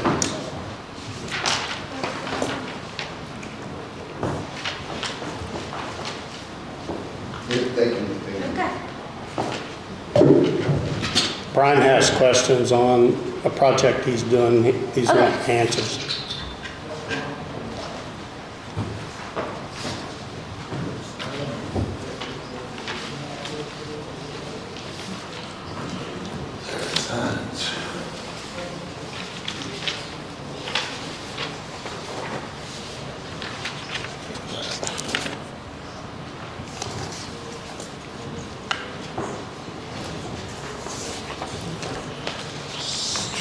So what I gave you there is the requirements under the code for a mini warehouse, which is what we're considering. It's an approval class 2, which is permitted by the executive director's decision. It's permitted in the R zone, which is recreational, RE. The minimum lot's 1 acre, ours is 3.6, with the setbacks being 25 feet and the landscape screening being a level 1. I provided her with a sketch drawing that had all those items listed on July 21st. On July 26th, she asked for the info from IDEM, which was the application and any erosion control plan. And on July 31st, I provided that to her. So we went to IDEM, got our permit to move more than an acre of dirt. They gave us their permit, I believe on the 24th of July. On the 31st, I don't know if I have 3 copies of this.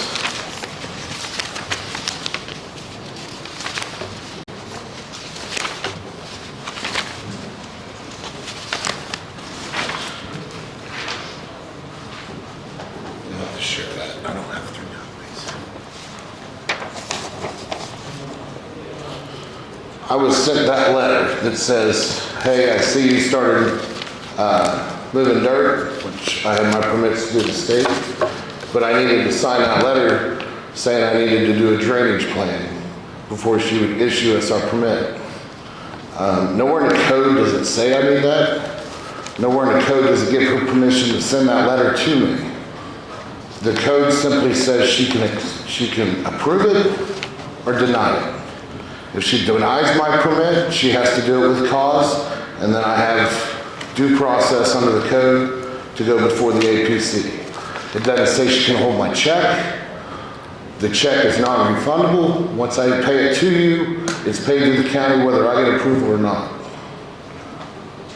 And the check was returned? The check was returned last week, certified mail, with nothing with it. No letter of explanation, no nothing. So I'm asking for you guys here today, as you see my pond's already built, we've already figured in our drainage. Those other projects did not. We're asking for an exemption from the drainage plan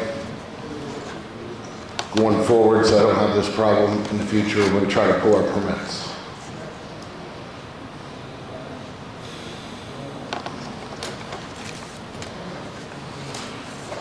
Caitlin, do you know why he's being denied and why you sent his check back? Yeah, I just texted Keith. I have my folder downstairs, so hopefully he runs it up here real quick. But there's a part in the code where I'm allowed to ask for additional documentation, and if it's not provided within 15 days, I mean, it's just an incomplete application. So I never accepted the check. He came in and dropped it off real quickly. I never had a chance to look at anything. It's not even the correct amount for the check. It's just, that's just a location improvement permit. He doesn't have any kind of building permit. I asked for more information. He hasn't provided it, so it's an incomplete application. What are you building, Brian, that you need a building permit? Right now, we intend to build 4 storage buildings on this property of like 40 units. But you're not building yet. No. Okay, so when you get a commercial permit from the state of Indiana to build those, that permit's good for 1 year. She's already wasted 6 months of my time. My permit would be expired before I get started. So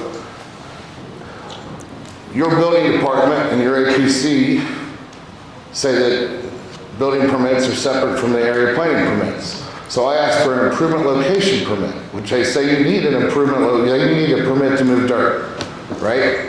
So if I gotta buy a permit to move dirt, the only one I can buy is an improvement location permit, because right now I don't plan on putting a building. The plan is to put up a building, and I included those sizes of the building so that she would know on my sketch. But you can't say I need a permit to move dirt, then tell me that my plan is incomplete because I don't have building permits or building plans. I don't plan on building the building yet. I just need to move the dirt. I do have an email from her where she asked for the additional information. That was on 7/26. She asked for the IDEM app and the erosion control plan, which I sent her on 7/31.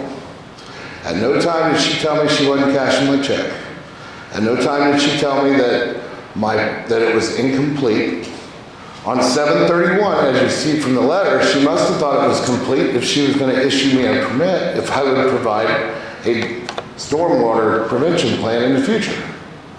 So you can't say didn't have the stuff and then send me a letter and ask me to sign it saying I have everything there.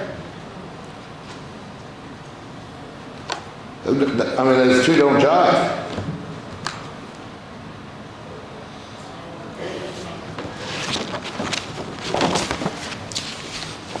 Graham, will you look at this letter? So you said that it would be expired by the time you got started on your work. You wouldn't get the permit start date until you were actually issued the permit, which you haven't been yet. So you would have a year after you were actually issued the permit. Talk about your permit. State. The state permit. The state permit's good for 1 year. I asked you for a drainage plan and you didn't provide it, so I asked you to sign the letter, you didn't sign the letter, so that's why you don't have a permit. It's not in your purview. It's not in the code. And I, according to my attorney's advice, returned the check. The check is for $30. And I even called the State Board of Accounts and asked them what I'm supposed to do. They said I can just return the check. What does the code say in regards to receiving money? The code actually specifically states that it is to be received in the very next day. Carla has been asking me about this check for a while, which I never turned in to the auditor, so I'm not sure why she's been asking me about it, but you're not allowed to. Why this check was not cashed. That's why I asked about it, Caitlin. I think it has to be, money has to be quiet to stand every day. I mean, like the transfer station and stuff, that money's brought to the treasurer every day in quiet to stand. Right, I turn in my money that I accept for permits that I accept, but I didn't accept this money. It wasn't, the application wasn't complete. He just dropped the check off really quickly and Why did you keep it for 5 months and not send it back immediately then? because I was waiting for him to complete his application. What I part didn't was lose it? it, I just What part kept it wasn't in his complete? folder. What part wasn't complete? You didn't sign the letter and you didn't turn in a drainage plan. And I gave you all the codes that saying that I could ask for those things. And I have all of that code here. Where does it say in the code that you can have me sign a letter? That was just me trying to get your project started. I was trying to move forward with your project, so I asked you to sign this letter, saying that you would adhere to your erosion control plan. Why wouldn't I adhere to something I filled out with the state? I don't know, would you like to sit down with me and my No, I don't attorney wanna and sit down discuss with it? You obviously held my stuff for 6 months. Okay, I don't know what else to say. That's why I'm here. I've got all I'm the here. zoning codes saying that I can ask for this, so I'll get this to the commissioners and they can decide what to do. Okay, in the zoning code, she has 15 days to ask for additional info, right? She asked for that info. This I'm is not the denying drawing that I she got. asked This is for not to the scale. This is IDEM not- application This is and a the erosion commercial control plan, project, you know. which an I provided. actual It doesn't commercial say in the drawing. code that she can then This keep is a hand asking for drawing. more information. She has 15 days to compile her list of what she wants from me. I have 15 days to respond. I responded in 5. The same day I get that letter that I responded. It didn't say my file was incomplete. It didn't say I didn't take your money. It says sign this piece of paper and I'll give you your permit. I got other emails that says, hey, I see you're still moving dirt. It looks like you're adhering to your plan. I still need you to sign that letter. The code doesn't say that. The code is very specific on her duties. And Martin Yates with item recommended that I get a drainage plan prior to him starting any construction. And he said that he waived the erosion in the drainage plan because they are overworked and they are waiving 70% of that. So this Did is you- where I can ask for, Is she speaking to the mic? sorry.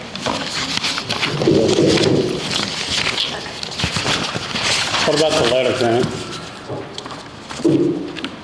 Yeah, I've never seen a letter from him like that. I don't know if anything prohibited them from sending a letter. What date was the letter sent? It was emailed on the 31st. 31st of July. Okay, thank you. I mean, it says it will be approved upon the submission of an adequate drainage plan. I had stepped out for a second, was the drainage plan submitted? No, there's nowhere in the code under the mini storage that says that a drainage plan is needed. I have an email here from all the required documents. I also have the stormwater site visit by Martin Yang that when he came out to look at our property, shows that if she would have read the report, shows that we had our sediment control stuff in site already done when he came out on site. That's why he issued the waiver, because it was already done. There's nowhere, I didn't have 3 copies of this, I apologize. There's nowhere in there it says drainage plan.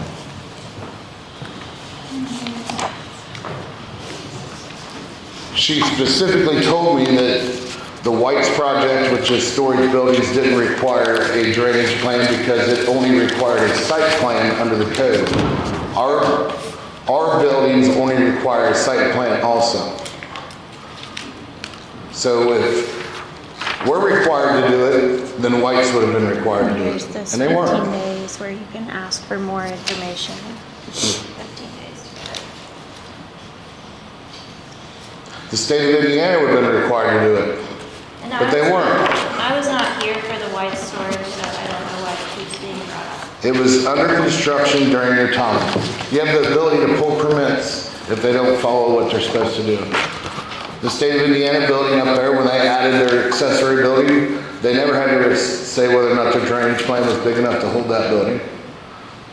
And I already mentioned the county and this Franklin County Schools. So I agree, you guys do need to get something on the books, because they're not following the rules down there. It's pick and choose on who needs them.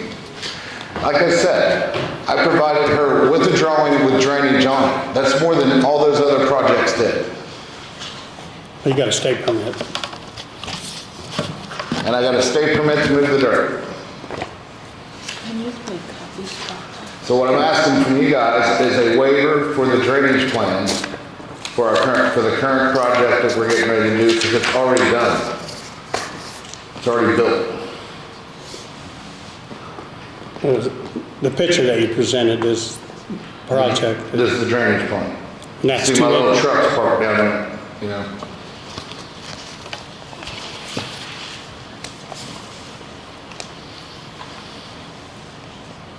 Grant, Yep. Yeah. what can we do here? What's the remedy? Caitlin, was the drainage plan coming from zoning or building side? Zoning. If it's zoning, then, I mean, the remedy for zoning falls under zoning, they're autonomous. That you guys don't have, unless it's a rezone, you don't have a direct vote over the action of what the zoning board do. If it's the building side, then you do potentially have control over that. But my thought would be sit down with the zoning attorney and try and sort out exactly what did happen. I wouldn't want to go off half-cocked either way and do the wrong thing based off of this. But I think it needs looked into as far as why, particularly why it took as long as it did to sort out what happened. Talk through with the zoning attorney and figure out what happened, what the basis for it was. That would be my advice rather than make a spur of the moment decision in the meeting. So if it's not in the zoning code for mini storage and stuff, why do you ask for more additional? Just because you want to, or? No, because of that other piece of code that I gave you. I know it says you have the right to do that. No, I'll show you. See the one, this one here? Yeah. Yes. So that's if they're doing more than an acre. But he's just moving dirt, he's not building anything. right? He's going to build storage units. Going to, but he has, all you're wanting is a location permit, right? The location permit is for the building pads and the drainage pond for the buildings once they're built, but the buildings are not built yet. All right, you gotta get your ground ready, you gotta get your stuff in the dirt prior to building buildings. And the reason that we wanna do this first is because when you get your commercial design release from the state of Indiana, that's only good for 1 year. Right, it costs about $8,000 to $10,000 to get those plans submitted to the state. So you wanna get your dirt work done and get your approvals done. This is how we started off the first time. We had no problem with Cindy when we did it. Right, the reason we went in front of the APC board the last 2 times is because we asked for outside storage in the meantime. Otherwise, it was always an executive decision. So in the code, she shall determine if everything that I submitted is requirements are met. She shall review the site plan and the development plan, which the development plan wasn't required. She may travel to the site to help determine the specifics of the application. May ask the application for additional materials or testimony. Shall, within 15 days of receiving the completed application, approve, deny, or postpone the decision for up to 15 days, only in cases where the executive director has requested additional materials from the applicant. The executive director shall inform the applicant in writing of the approval, denial, or postponement at the time the decision is made. This was done on July 21st. It's almost December 21st. I think I'm done waiting. We spent $50,000, $60,000 up there building a pond, putting in the drainage. We actually did it, and they're giving us a hard time. Why don't you give the people that didn't do it a hard time? She had that power. That's how this all started back in June, because they weren't doing anything about the drainage of other projects around the county. And they didn't do nothing. But we fill out the proper documentation, we pay for our permit, we actually build it, and we're the ones given a hard time.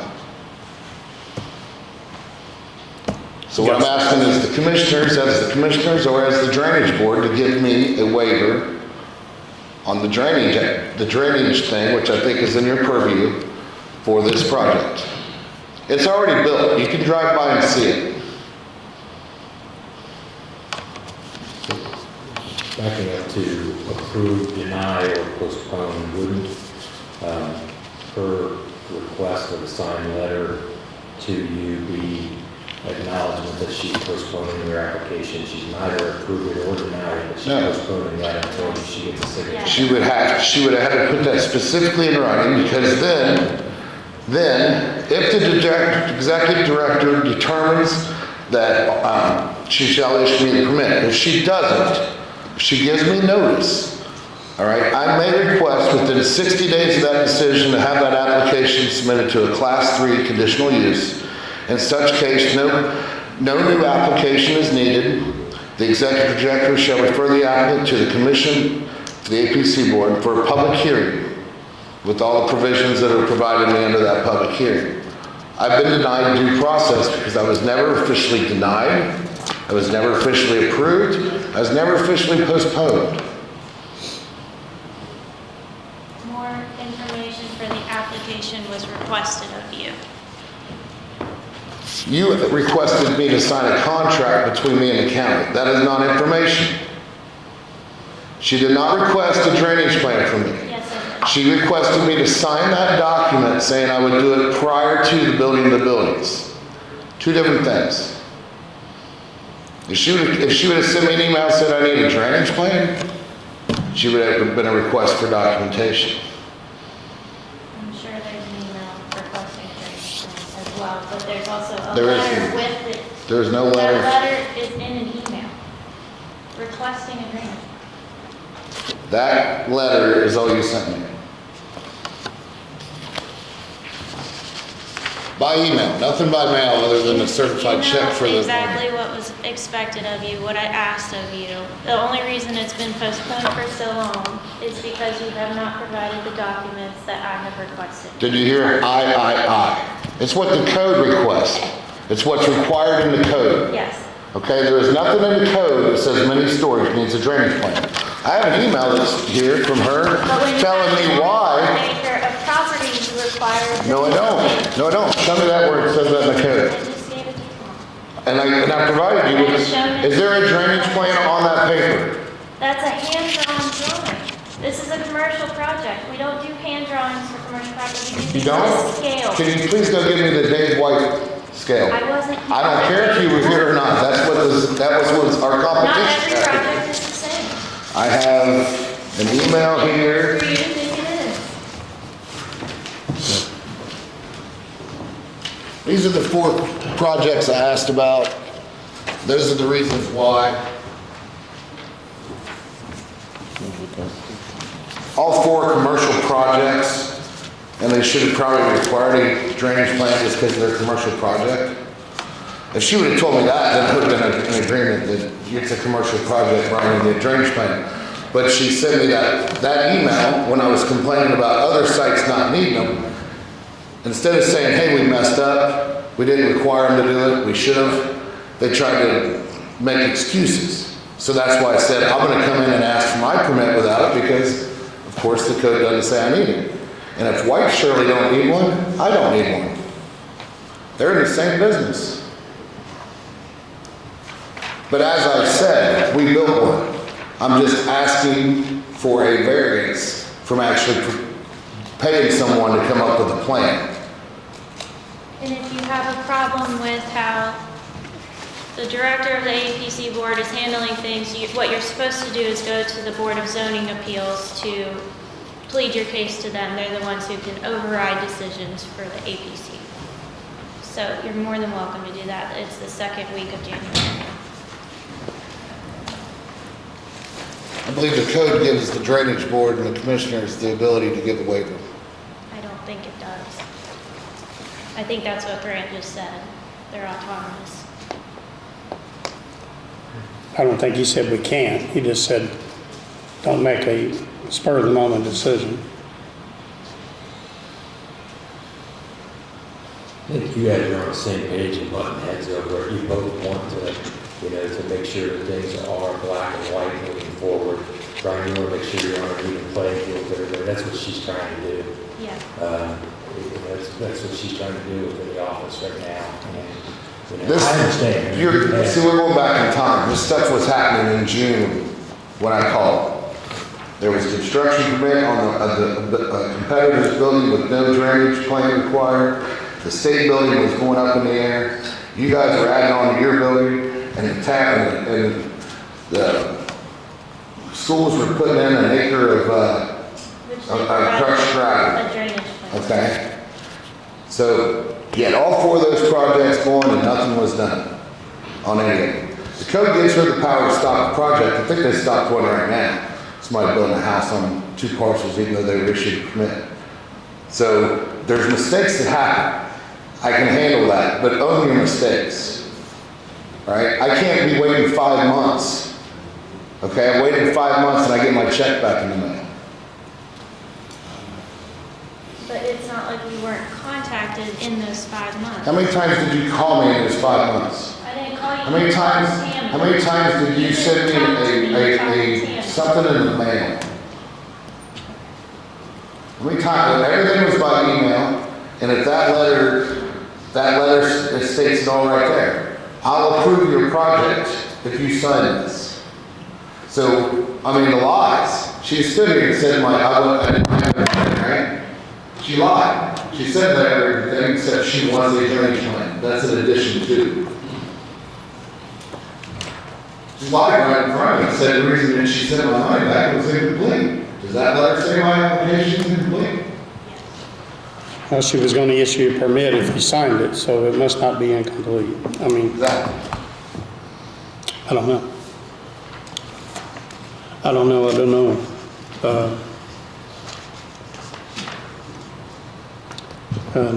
Brian, I do know that on our dog building, we had to have a commercial drawing made by an architect in order to get a commercial. But your lean-to, you didn't do a drainage plan for. No. And you would have been required to. Not because, it would have been required because it's a commercial project. Brian, can we talk so we can get on with our meeting? Yes, I apologize. I just wanted to slide in there because you guys are getting ready to pass drainage standards. Yeah. And my pond's already built, so I don't want to be having to make changes to that pond that I built under the old standards. So what I'm asking for is a waiver from that, since one, it's already built, and two, you're getting ready to pass new rules. So. Application's already in process. We'll get it decided here. Okay, next thing is ordinance number 2023 to amend the zoning code. So what are we amending here?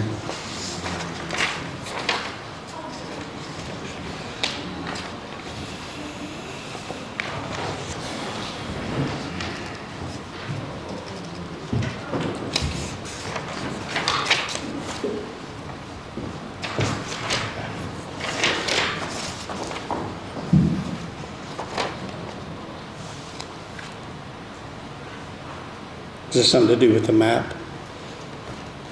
Apparently, but we don't have the map. Yeah, we don't know the sheet numbers or anything.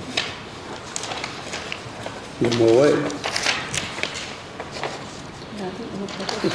If it's not complete, we'll wait. Just keep letting know. Next thing is the same thing. An ordinance to amend Franklin County Citizen Zoning Code of Franklin County, Indiana, specifically 14 passed by the Board of Commissioners of Franklin County, the prime agricultural district. See attachment. So this one's going I think this has got to do with sewers and square footage and what can be exempt and what can't be exempt.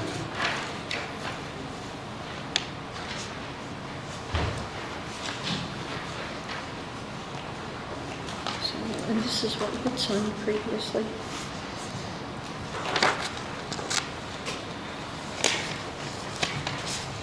So it's put into the ordinance form, I guess, instead of.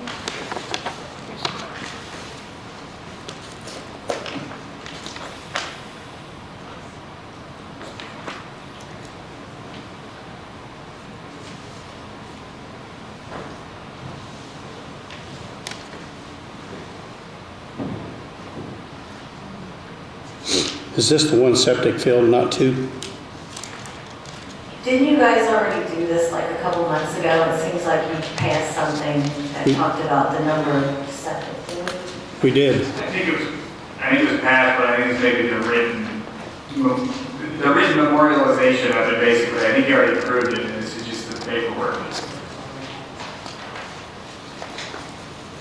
Because, yeah, this is no longer requiring two septic sites. So this is the ordinance for what they've already approved. Right, do you have a number? Was 21. 21, okay. So I'll make a motion to approve ordinance number 2023-21. Eliminating one septic site required down to one. I'll second it. All in favor? This is just amending the Yeah, prior. that we already signed. That's based on what we had passed previously.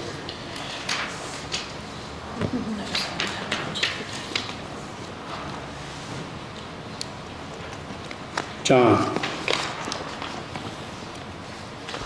is this for the Laurel Community Center?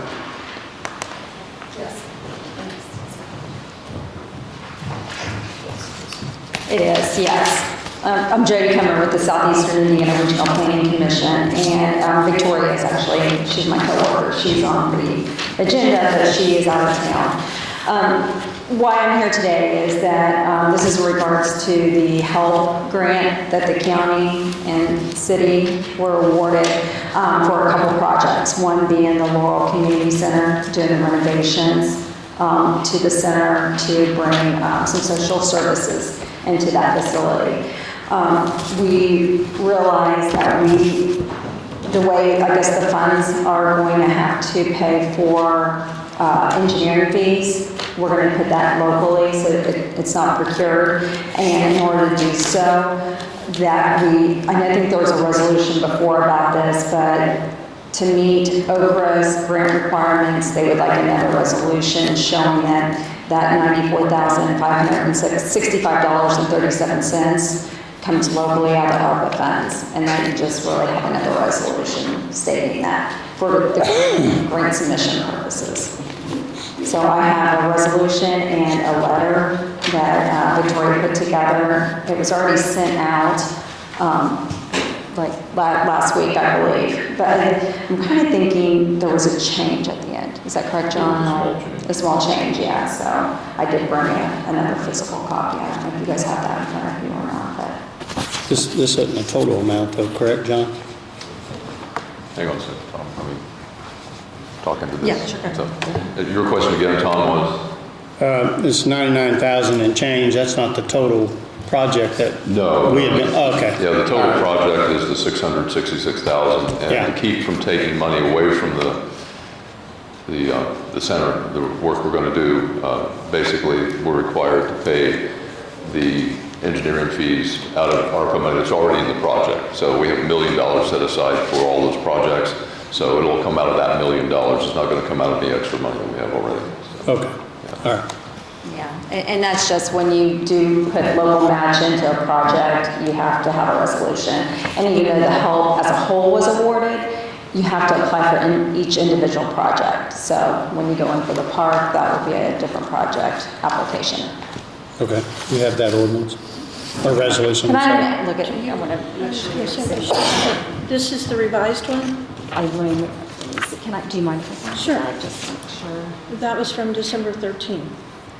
This is from December 13th. Was it 99 or 94? She gave me 94. 94 was actually what it 94, was. and you went the lower amount. So this is, Yeah, it's the lower amount. 94,000, Yeah, I think there was a change, yeah.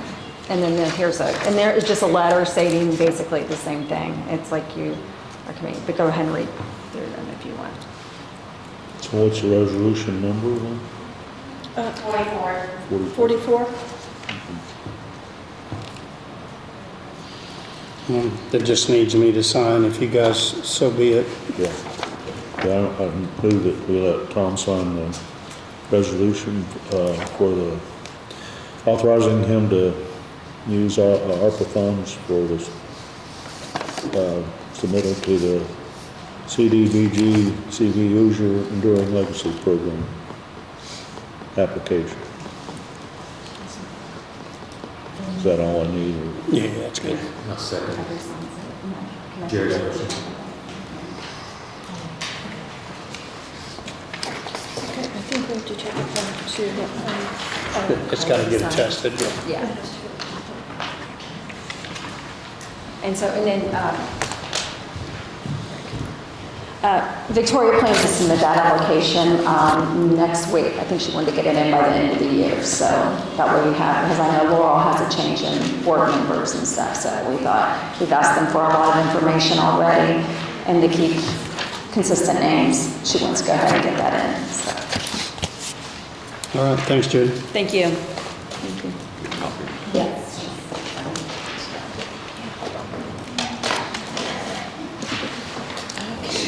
We don't appoint Brian.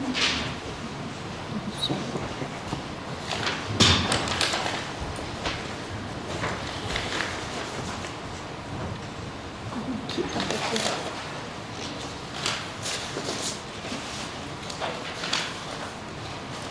Do we have to do these today? you. You could do, no. At the first of the year? Yeah. Well, actually, I was thinking about running another ad or putting it on Facebook or something, because this is all we have as far as people that have applied. You do probably want to do, you want to do these. Library. Huh? Library, economic.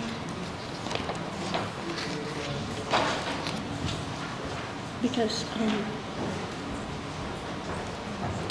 And then we can do the rest later. okay, yeah, that's fine. But I know John said we need to do the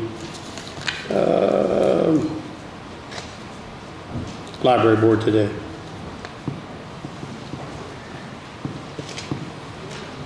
The Brookville Town Library. Brookville Town, okay.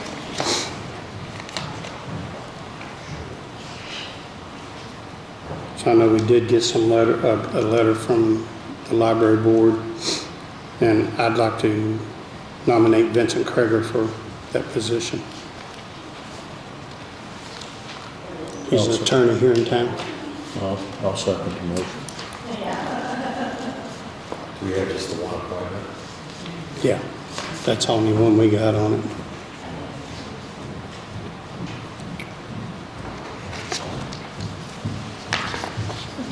You're going to go ahead and... I don't know, Mr. Krager, and I was, I haven't seen the statements and have, Wouldn't you want to go ahead and get these votes done? verifications and pass you one. Can you speak into the microphones? I can't hear your motion.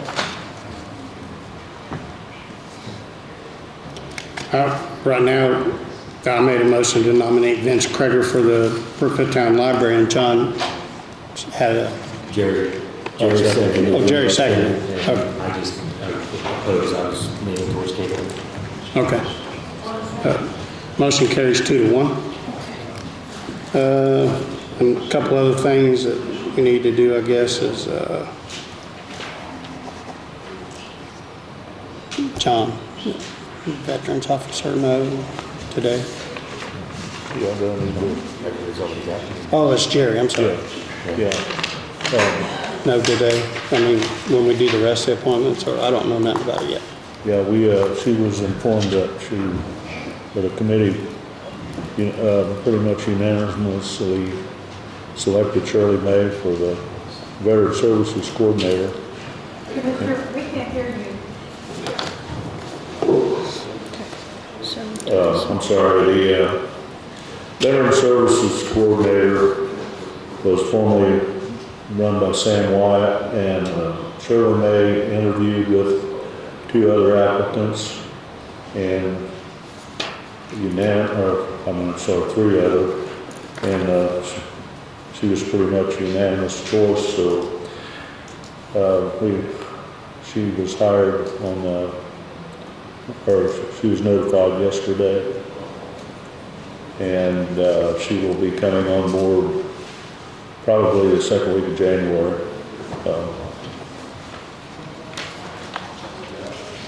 I think she's really very qualified. So you're making that a motion? Yeah, I'd make that a motion that we hire her as a... BSC. Okay. Jerry's made a motion to have Shirley May be the Veterans Office Coordinator. I guess as unanimous says between the board that interviewed. So I'll second his motion.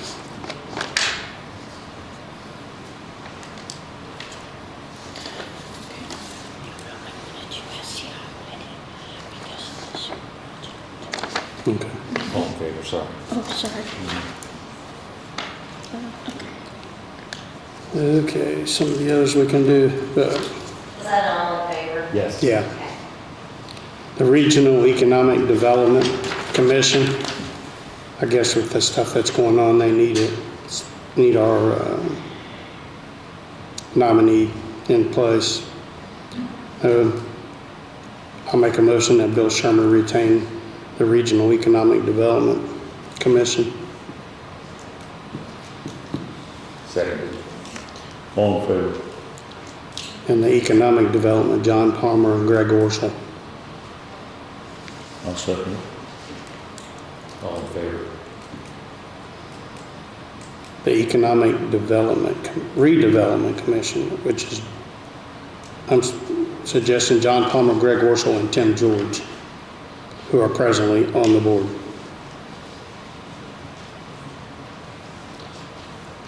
Seconded. All in favor? And then SEI Ready, Bill Shermer is currently there, and the redevelopment is Bill Shermer. So I'll make a motion that Bill retains that. SEI ready. I'll second the motion. All in favor? Oh, what is that?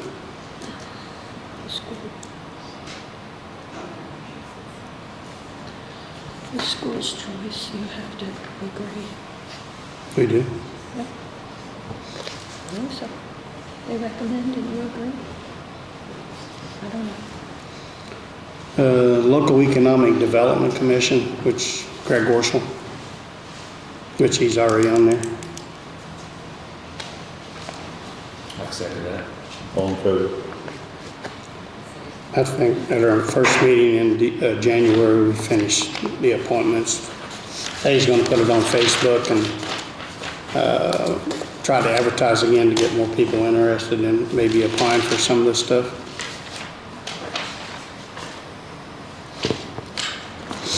I think we had very little response from the ads that have.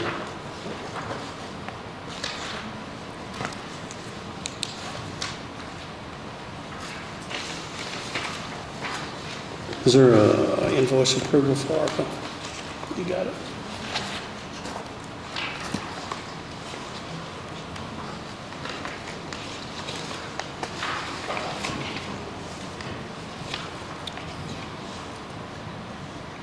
This is from USI. It's that park study that they've done for us. It's $11,447. Is there another one? Is that it?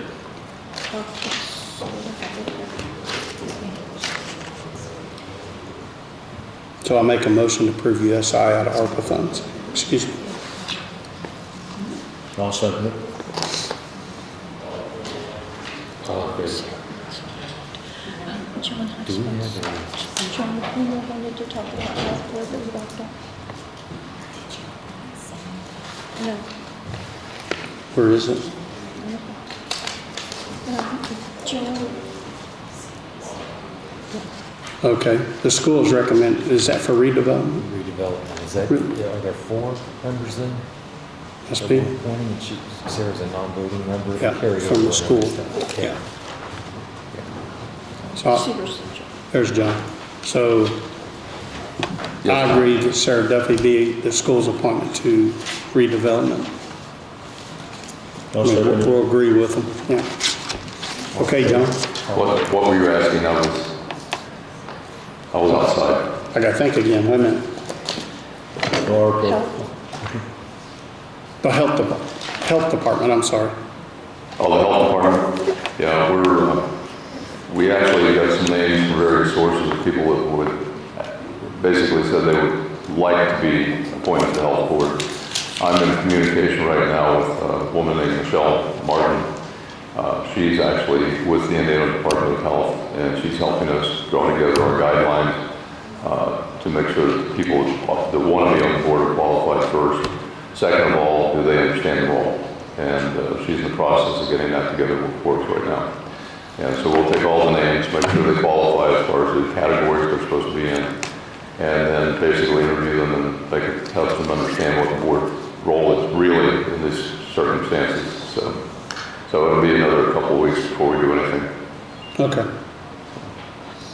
So you have got some names anyway? We've got some names. We haven't gone through and vetted all of them yet to determine if they're in the right category. It has doctors, medical people, environmental scientists along with us. And so we have to go through and verify that first. But the big thing is also to make sure that the health board members understand what their role is versus the health officer and things like that. And it's a little ambiguous in the state statute. For instance, it says they're there to manage the health department.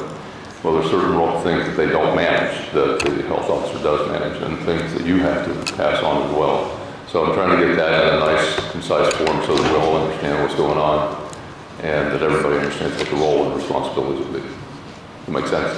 Yep. Yeah. Yep. So probably a couple of weeks before we actually take any action. Okay, cool. Okay. What's a check register? That's Anything else on that? You got other things, John? I'm sorry. You have other things? I don't think there's anything on the list now for me. Okay. We're done. Yeah, thanks. Yeah, I got a guy trying to deliver a stove at my house. It's going to be 2 o'clock. I'll see you guys later. Okay, did you guys approve USI and stuff? Yeah. Okay. Okay. What's Next, what's this? that's the check register. What do we do with it? You have to ask Carla if everything's okay and then approve it. Oh, this is claims. Yes. I'm sorry.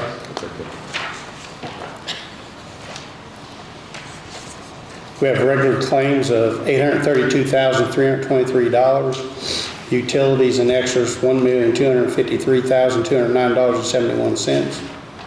Lit, $890,121.37. Payroll for 12/15/23, $214,794.35. I guess, Carla, these are all true and faithful? You've already signed? I'll make a motion to approve the claims, the utilities, lit, and payroll. Second. All in favor?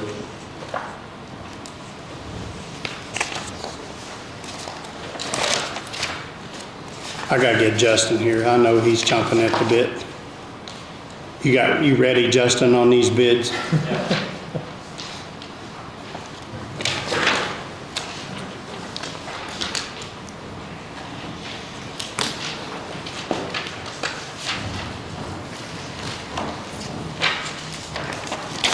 Oh, sorry.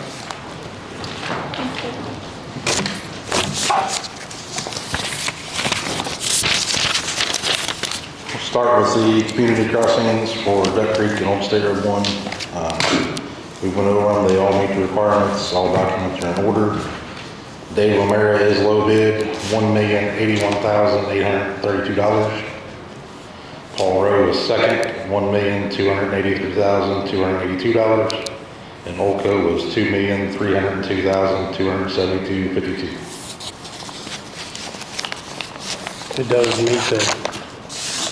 It does meet what we thought. Yep, everything meets to specifications. Good. Olco was $2,302,272.52. What was the estimate from the engineer, you know? I don't know what Larry's estimate was, I don't have it in front of me. All right, that's fine. Do you want me to go over the rest of these annual bids? No, let's make a motion on that first. Motion to approve O'Mara bid. I'll make a motion. Is that either low bidder or mayor? Yes, Yep. O'Mara's a little bit. Yep. Make a motion that we approve O'Mara's bid for this year's community crossings, or this next community crossings tonight. I'll second it. All in favor? Is this where we can use the second bidder if it's not available? When does that come in? If Dave O'Mara couldn't Yeah. yeah, we would use the second bid. I don't know if that had to be. No. Not on community crossings. Okay. So we need to get that information back to them as soon as possible, that we'll have a signed contract. Yes. Is there a contract in there? I think it's awarded within 15 days, I think is what it states. Okay. What he said, does he need it signed? We will need it signed before 15 days, so we'll sign it. We'll go through these other bids. Okay. Got them all, Justin? Have all the annual bids, you want to go through them? Most of them I know we're going to accept all the bids because of where they're at, where they're located, on gravel, sand, asphalt, whatever. Culverts, bridges. Bridges. I mean, there's pretty much all of them we need, we deal with yearly now. Yeah. Everybody that's in here, so. So if you'll read them off, we'll like First one asphalt. is St. Regis, which is where we get all of our culvert pipes. One of the vendors we use for our culvert pipes. Then we have E&H Bridge, which is what we deal with for our bridges, bridge decks, steel grate bridges. We have Dave Romero was put in for our hot mix material. Price on it this year is going to be $65 a ton, $65.50 for surface, which is what we use the most of. Plunk trucking, we use sometimes winter trucks, dump trucks, semis, semi trucking. This is from highway for our cold mix. It has went to $155 a ton this year from $140 last year, I think. That's for cold mix, right? That's for cold mix. Ballinger stone for our 53s and number 2 gravel. New Point stone for the rest of our gravels. Harrison sand and gravel. Rush County Stone Company. IMI. We have Paul Rowe for hot mix. We have Terry Asphalt. Is that the only bid we got for liquid asphalt? Asphalt materials. Asphalt. So if one don't have it, we can go to the other one for? Correct. All right. And Hot Mix Incorporated for our hot mix there. I think their surface this year is $66.50. That's all we have. Okay, I make a motion to accept all the bids that we received today for the various services that the county needs. Everything is completed, there's a Yes. second. All in favor?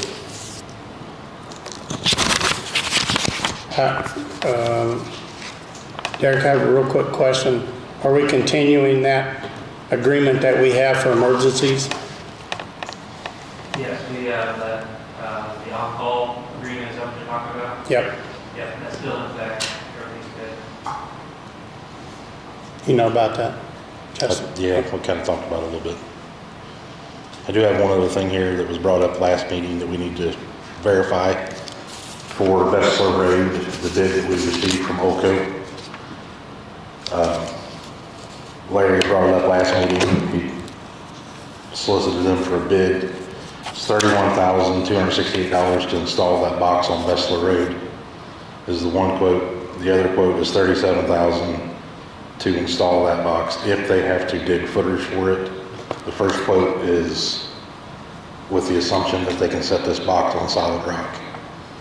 That's what we plan on. That's what we plan on. The other quote is the worst case scenario if we have to dig a footer, which is $37,000. I need to know if I can go forward with this, if you can make a motion to approve it, or if we need to bid it.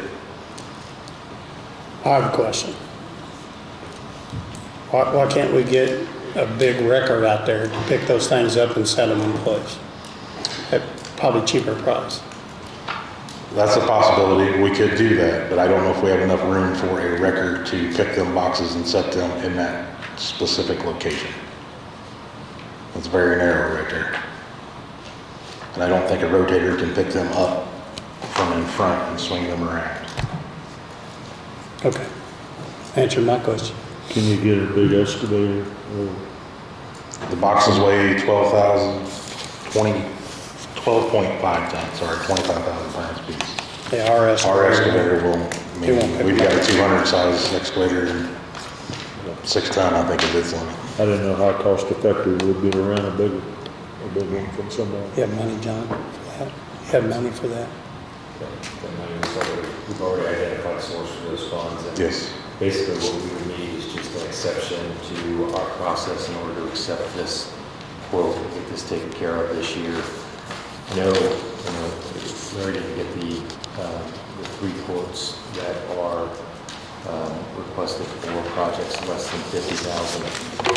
Olco has done this work for the state of Indiana throughout this area recently, and they've been suggested as for this project. So make a motion under the circumstances that we make an exception for this particular project for the requirement of the 2 additional quotes and move forward, Olco move forward with this project on Vessel Road. I'll second that. All in favor? Let's get her done.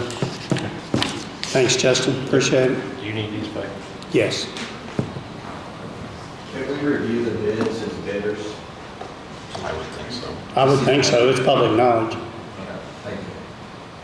Well, it's gonna take me a while to get them. Yeah, I mean, not today, right? No, I just wanted to look at the price sheets. Okay. Okay. Yeah. I don't need to go through the whole bid, it's just a price sheet. Just look at the price sheet I can't hear you. You just asked to look at the I price said, sheet. just look at the price sheet Sure. of the 2 liquid emulsion, Sure. so, yeah. No problem. We could probably do that right now, I mean, if you Yeah. want. Okay, thank I you, sir. don't know what it is. It's do you? liquid asphalt. Terry Materials is one. Oh, okay. And Asphalt trails, not with asphalt trails. Asphalt, okay. Hello, sir. How are you? Terry Materials. Yeah, he probably wants a picture of that one. And mine would be the second page, so. Oh, there it is. Can I see the FOB prices? There you go, sir. Is that all we got on our agenda? I don't think That's we this? include the commission's reports from the treasurer's department. This just makes it easy for everybody.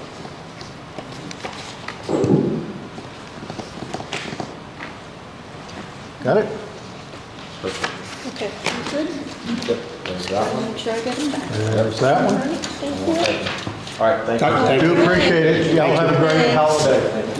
Be careful, Aaron. Thank you. Anybody got on the commissioner's report?